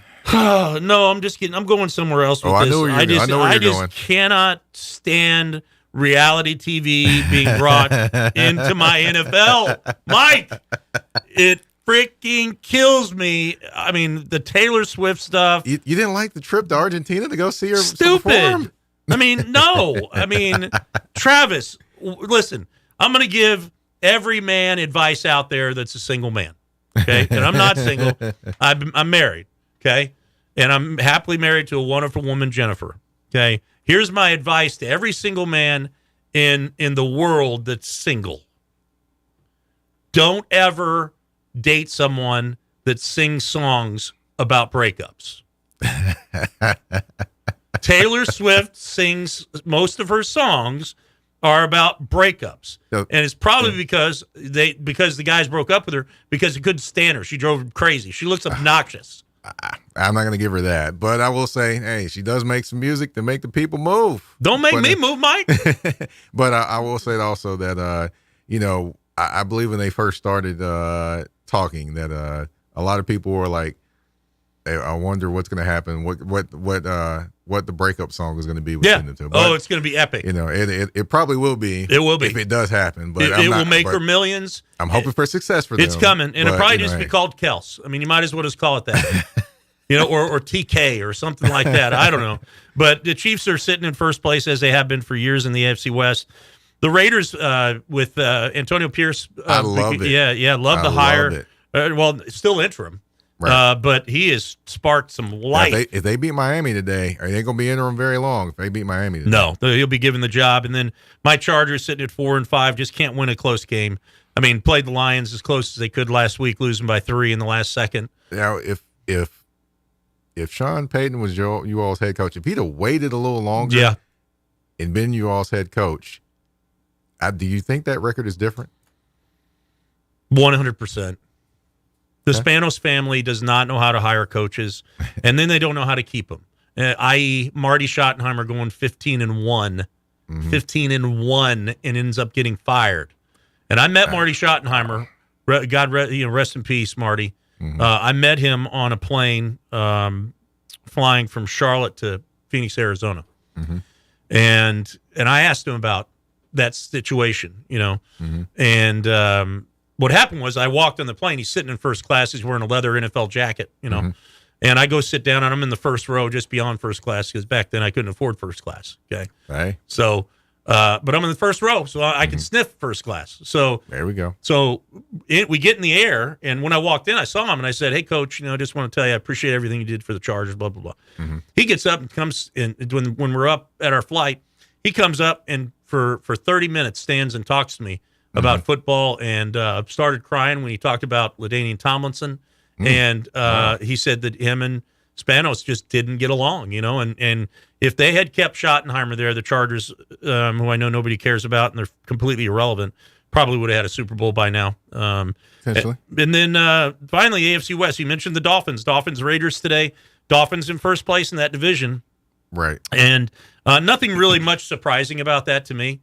The Bills are in second at 5. They're 5. Everybody's 5-5 or 4-5 in the AFC. I keep wondering when is Stephon Diggs going to be there next season? No, he won't. With his brother with the tweets and talking about getting him out of there and things like that. And I don't think Stephon ever really addressed that. No, he didn't. So I'm like, it makes you think. It does. He's not going to be there. The Buffalo Bills for the last year, during the offseason, have issues. And there's no way that the talent that they have on defense and on offense should be where it's at. I mean, Josh Allen looks completely confused half the time as he turns the ball over. But, you know, the Dolphins should have run. The Jets are hanging in there at 4-5 with everybody else. So, I mean, think about this, Mike. In the AFC alone, you have 1, 2, 3, 4, 5, 6, 7, 8, 9, 10 teams with 5 wins or more. 10. Oh, boy. I mean, so get ready for what's coming up for sure the rest of the season. It's going to be a good one. Let me ask you this. We're going to shift over the NFC, okay? And then, you know, before we go to break here in a few minutes, but NFC East, you got the Eagles at 8-1. You've got the Cowboys at 6-3, the Commanders at 4-6, and then the Giants are done at 2-8. I mean, the Eagles, fully stocked, loaded team, ready to win a Super Bowl, in my opinion. I mean, they've got the talent, they've got the quarterback, they've got the coach, they've got everything. Dallas Cowboys are always a question mark, no matter what the record says, right? I'll say this, though. Dak has been playing well the last few games. So. He has, but, you know, that's the thing that I don't think people understand out there that bash him, like Stephen A. Smith and some of the others, right? Stephen A. just doesn't like Dallas. He just doesn't like Dallas, I know. But Dak Prescott, for years, actually has been good. I mean, go look at his numbers. I'll say last year, the turnovers, but that was because he led the NFL in interceptions last year. But other than that, yeah, he's been solid. And another key factor, a lot of people, I'm going to bring in another quarterback people bash. That is Russell Wilson. Since he's been in Denver. And the thing is, you know, combined, they have less interceptions than Josh Allen has this year. Isn't that something? Yeah. I mean, so then you go to the NFC West. The 49ers, to me, are the cream of the crop, but they're 6-3. Yeah, so they're not world beaters like I feel that they should be with the talent they have. I think they've underachieved at this point, and that's hard to say about a 6-3 record. But when you're expected to win a Super Bowl or go to Super Bowl, that's a whole nother conversation. The Seahawks, Pete Carroll, man, legend to me, bro. Definitely. Legend in college football with SC. Legend now with the Seahawks and has been since he got there. Legion of Boom and everything they do, right? And continually puts a consistent product out on the field. And I think that has a lot to do with the organization stability and such. Rams completely have fallen apart since they went to the Super Bowl a few years ago with Matthew Stafford and won it 3-6, irrelevant. Cardinals 2-8. Kyler Murray's back, looked great. Whatever, ran 30 yards backwards to run 60 yards downfield. He's exciting. Man. He is exciting, dude. I like watching him. Gets the people going. NFC North, the Lions, and that was everybody's pick. The Lions were going to be good, and it was. You know, that's an easy pick, though. You know why? Right. Because everybody else sucks in the division. I mean, it had been the Packers' division for years. I'll say this though. What's that? Minnesota has been hot, even before Kirk Cousins got injured. Josh Dobbs. Josh Dobbs is keeping it going. Yeah. I don't know what. Look, everyone wants to give him this name. Like, I've heard people say the Pastronaut, which I don't like that one. But just call the man Rocket Man. Just call him Rocket Man. That's what he likes. I like call him Rocket Man. I like it. So Lions, Vikings 6-4. Packers are done. They're going to get destroyed by the Chargers today. Bears done. Terrible organization. Terrible decisions. But we could talk about that the rest of the night or rest of the day. And then the NFC South, worst division in football. Saints 5-5. Falcons 4-6, Panthers 1-8. I mean, the Bucks 4-5. Bucks 4-5. I mean, you know, coin flip as to who wins that. Panthers are horrible, worst team in the NFL. So, you know, we kind of went through each of the divisions. We've got to take a break. But after the break, we're going to get into our picks. We're going to talk about the rest of the schedule today, talk a little more Titans football, and then get into our picks and who we think is going to win these games today. I'm excited. We're about 2 hours and 19 minutes away from kickoff. Super pumped. Here you're listening to the Sunday Morning Scramble here on Nashville Sports Radio, and we'll see you on the other side. This is Cory Harris, SEC legend, Super Bowl champion. If you want a great game day experience, you need to go down to DraftKings Sports and Social, downtown Nashville. Oh, yeah, Cory, DraftKings Sports and Social. There's only 14 of them, and we've got one of them here in downtown Nashville at 128 2nd Avenue North in downtown Nashville. Listen, anybody that loves to watch sports, he has to go here. They got a VIP lounge that overlooks the Cumberland River and into Nissan Stadium. This place is unbelievable with the biggest screens and the best experience for any sports fan. 128 2nd Avenue North in downtown Nashville. We'll see you there. What's up, Nashville? This is Cory Harris, Super Bowl champion of 2000 Baltimore Ravens. And the only thing that Coach Tonges likes more than the LA Chargers is Double Dog. Ah, yeah, Cory, Double Dogs. This is the coach, Greg Tonges, from the wonderful new show, live show, that is the Sunday Morning Scramble. It is the coach, and it is Cory, Super Bowl champion on that show. But we do love one thing better than all of that. It is Double Dogs in Gallatin. It is the spot for beer, for sports. They've got the biggest screens. They've got the coldest beers. And guess what? It's dog friendly. And not only that, you can walk in today and ask for the coach's special, which is a double dogs with chili and cheese, and not one, but 2 hot dogs. It is Double Dogs in Gallatin, and that is at 1620 Nashville Pike. Tell them Coach Tonges sent you.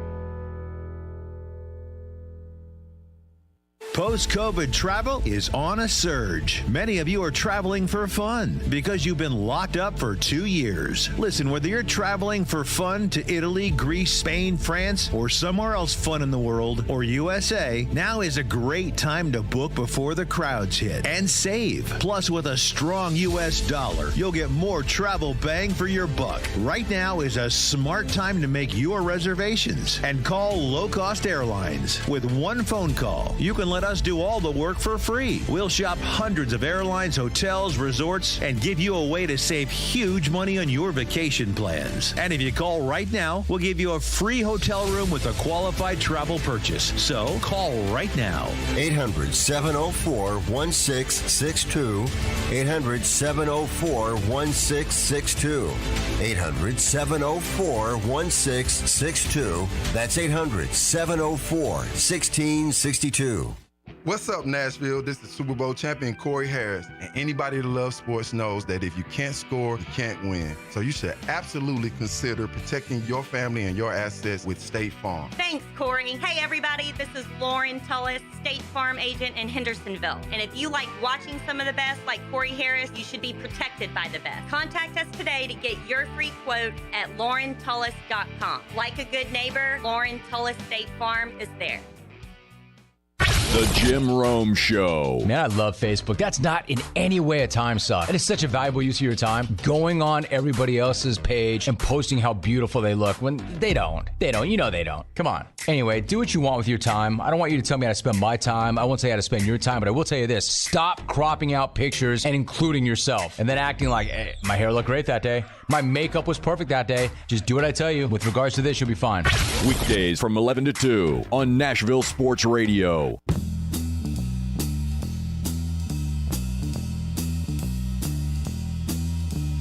Man, I'll tell you, this show has flown by. We're in the final 15 minutes, less than 15 minutes after being here almost 2 hours. Mike, I mean, what the heck did you do to make it go so fast?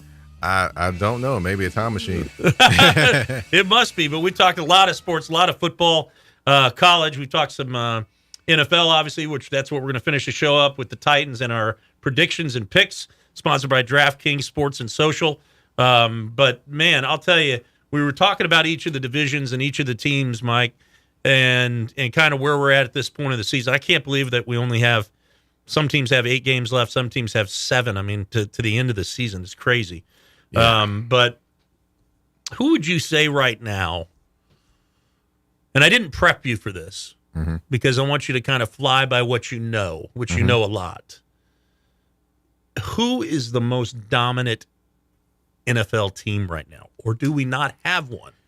Honestly, I don't think we have one because every time people want to say the Baltimore Ravens go lose a game like they did against Cleveland with injured Deshaun Watson. Yep. So, I would say the Ravens are probably one of the teams that's closest to it.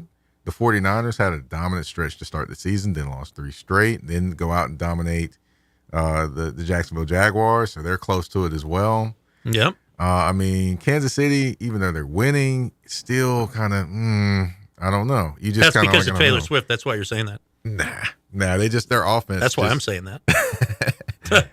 Their offense is just still quite interesting. Of course, it's like Kelsey, and then you have a bunch of wide receivers that, it just got, and Patrick Mahomes says every week, we're going to get it worked out. I'm like, at this point, it's week 11. you're not going to get it worked out. No. It is what it is. And then, the Eagles, they're winning, but, the turnovers have to bother you. Mhm. And then sometimes, defensively they have to bother you as well because they're not ratcheting up the pressure like they usually would. Yeah. So, yeah. I mean, my answer is I don't think we have a dominant team in the NFL. I mean, I think we have some teams that have all the pieces to be dominant, such as the 49ers and the Eagles, even the Cowboys. they play in a couple weeks too. Yeah, they do. The 49ers and the Eagles play in a few weeks. Don't they play this week? No. No. This week the Eagles and Chiefs. It's the Eagles and the Chiefs this week. I think so, yeah. Yes. So I don't see a dominant team in the NFL. I mean, I see a bunch of teams. I mean, if I had to pick kind of my top, 3-4 teams that I think could win the championship, the Super Bowl, I mean, I would say the Eagles. I would say the Chiefs. And you know what? And the 49ers, Eagles, and Chiefs. And other than that, it's hard for me to pick. Well, I'm going to say the Ravens just because I believe their offense is probably the best it's been. I will say this also.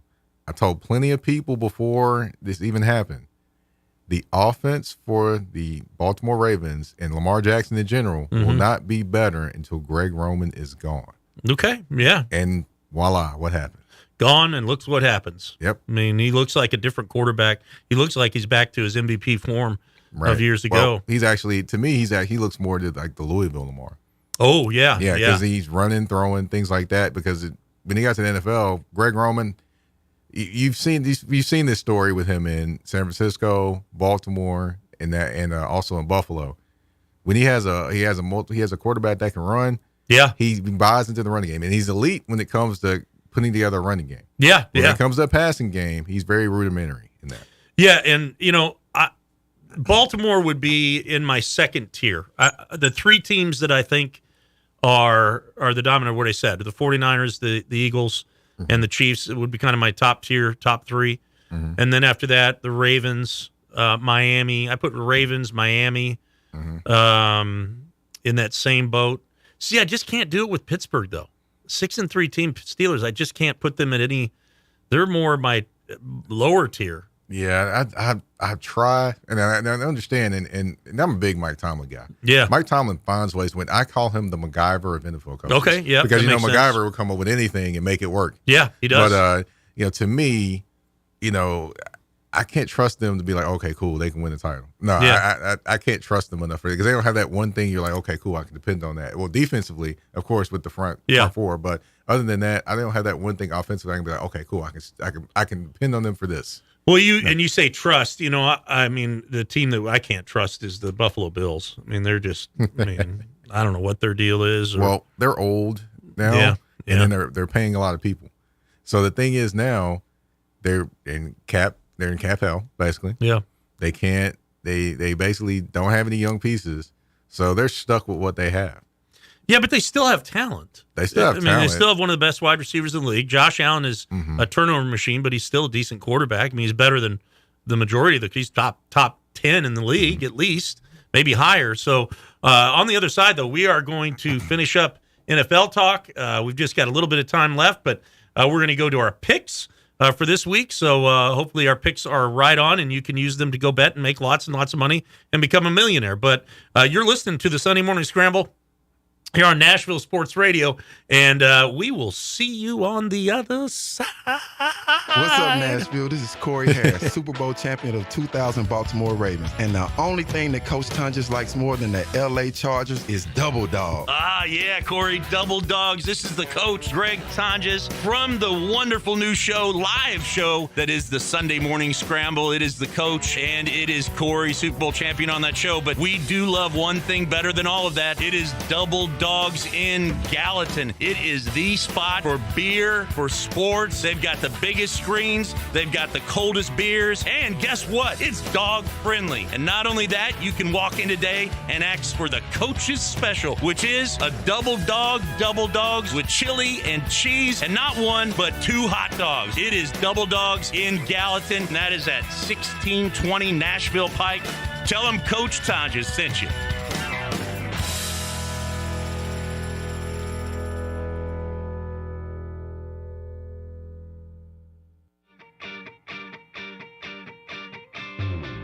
This is Cory Harris, SEC legend, Super Bowl champion. If you want a great game day experience, you need to go down to DraftKings Sports and Social, downtown Nashville. Oh, yeah, Cory, DraftKings Sports and Social. There's only 14 of them, and we've got one of them here in downtown Nashville at 128 2nd Avenue North in downtown Nashville. Listen, anybody that loves to watch sports, he has to go here. They got a VIP lounge that overlooks the Cumberland River and into Nissan Stadium. This place is unbelievable with the biggest screens and the best experience for any sports fan. 128 2nd Avenue North in downtown Nashville. We'll see you there. I've got a unique vacation idea for you that's right here in the United States. If you're ready for a vacation that's fun and downright affordable, listen up. It's driving distance for many of you, so no planes, no airline delays, no hassles. It's Branson, Missouri, the entertainment capital of the Midwest. Live music for everyone. Branson has 3 beautiful, enormous lakes, water attractions, live shows, great food, and tons of entertainment. It's a perfect vacation for you and your family, or if you're retired and you want to have a great time. And you can stay in Branson for as low as $99 a night. Please understand, this is not a timeshare offer. It's a real vacation for as little as $99 a night. We've got a free vacation guide we want to send you right now. All you have to do is call for complete details. Get your free Branson, Missouri guide right now by calling this number. 800-413-3953. 800-413-3953. 800-413-3953. That's 800-413-3953.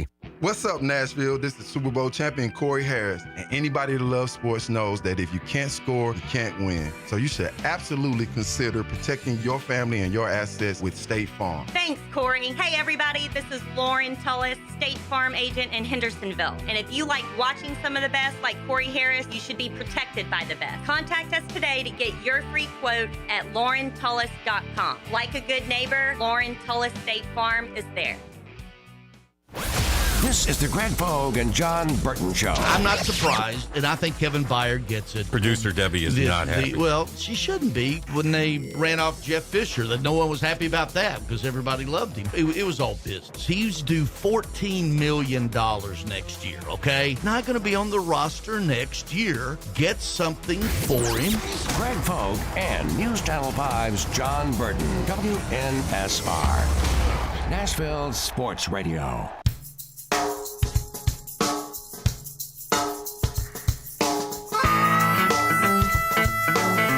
Yeah, I say it every week, man. I want to learn how to play the harmonica. That's what I want. But hey, we've had a great show, man. It's been a lot of fun, Mike. So glad you're our special guest here. We got the king, the producer. Appreciate him this morning, keeping us going, keeping us moving. And we are moving right into the DraftKings Sports and Social Pick 6 competition that we've been going on all season long. We're going to pick some games for you. Last week, the coach, that's me, sucked. I was 2-4. Cory was 5-1, and Will, the producer, Angry Will, shockingly 5-1 last week because he's been the worst all season. Overall, right now we stand. Cory is in first place at 39-18. I'm at 36-21, and Will is is kind of in second place, but he's kind of not because he's asterisked, and he's asterisked because we had a guest picker pick for him one weekend, and that picker went 6-0. So Angry Will's record is not. He is not in second place because he is asterisked, and he's going to be asterisked again. In fact, who would you like to make the picks? You're going to be Cory, okay? So you're gonna fill in for Cory Harris on the picks, and I'm going to give you the games, and there's some good ones. We got to go fairly quick, okay? So we don't have much time to do a lot of commentary on these, but here's a good one. Okay, we'll start with the Steelers and the Browns. Who do you got in the Steelers at the Browns? I'm going to go with the older quarterback. That would be Kenny Pickett, and I'm going to take the Steelers. Did you say the older quarterback? The older quarterback. Yeah, he's not much older, though. No, not much older. No. And DTR out of UCLA is starting for the Browns, and I'm going to take the home team because of their defense. I'm going to go ahead and because I'm not a believer in Pickett at all. I'm a believer in Tomlin, but Pickett, not a believer in. I'm going to take the Browns to beat the Steelers at home.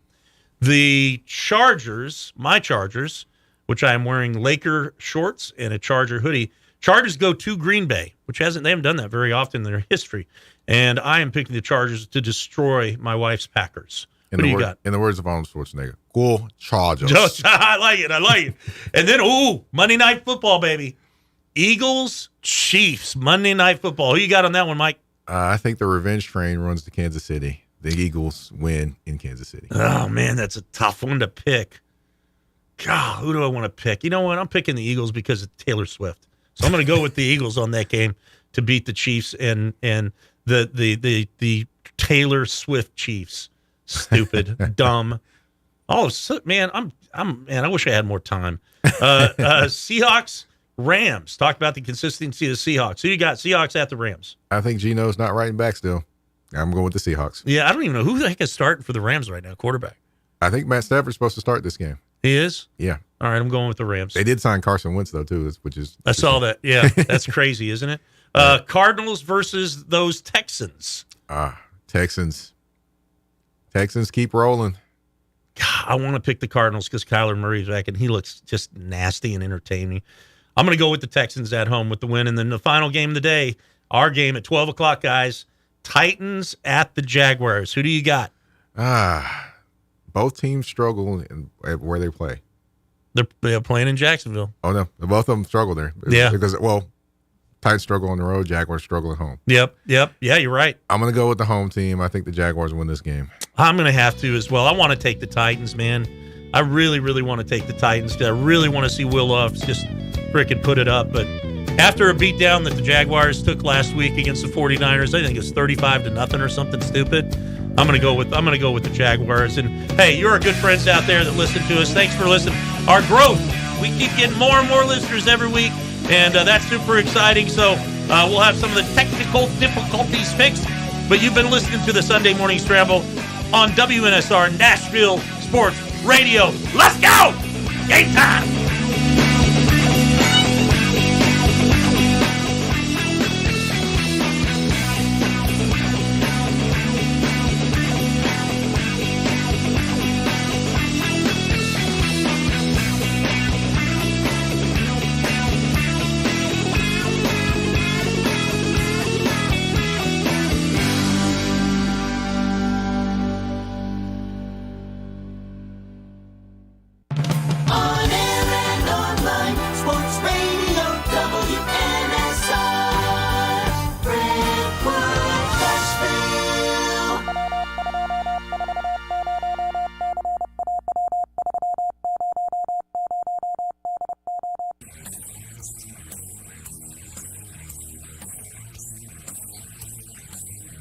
listening to CBS Sports Radio, 24 hours a day, 7 days a week, all live, all the time.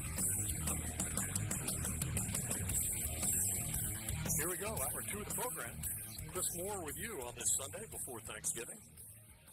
Annual mother-in-law, give the mother-in-law the bird day. It's not really a quality joke, but I generally get a smirk, which is all I'm asking for. You know, I'm not asking for much. It's basically dad joke season 365 for me. They're all awful. But, you know, someone will retell that today. That's the most important thing. You know what that dope Chris Moore said? He said Thanksgiving is a great day because you can get to give the mother-in-law the bird. I mean, that's all. That's all I'm asking for. You know, so it's my 15 minutes. That's all I want. Colt wants more than that. I mean, he's a professional.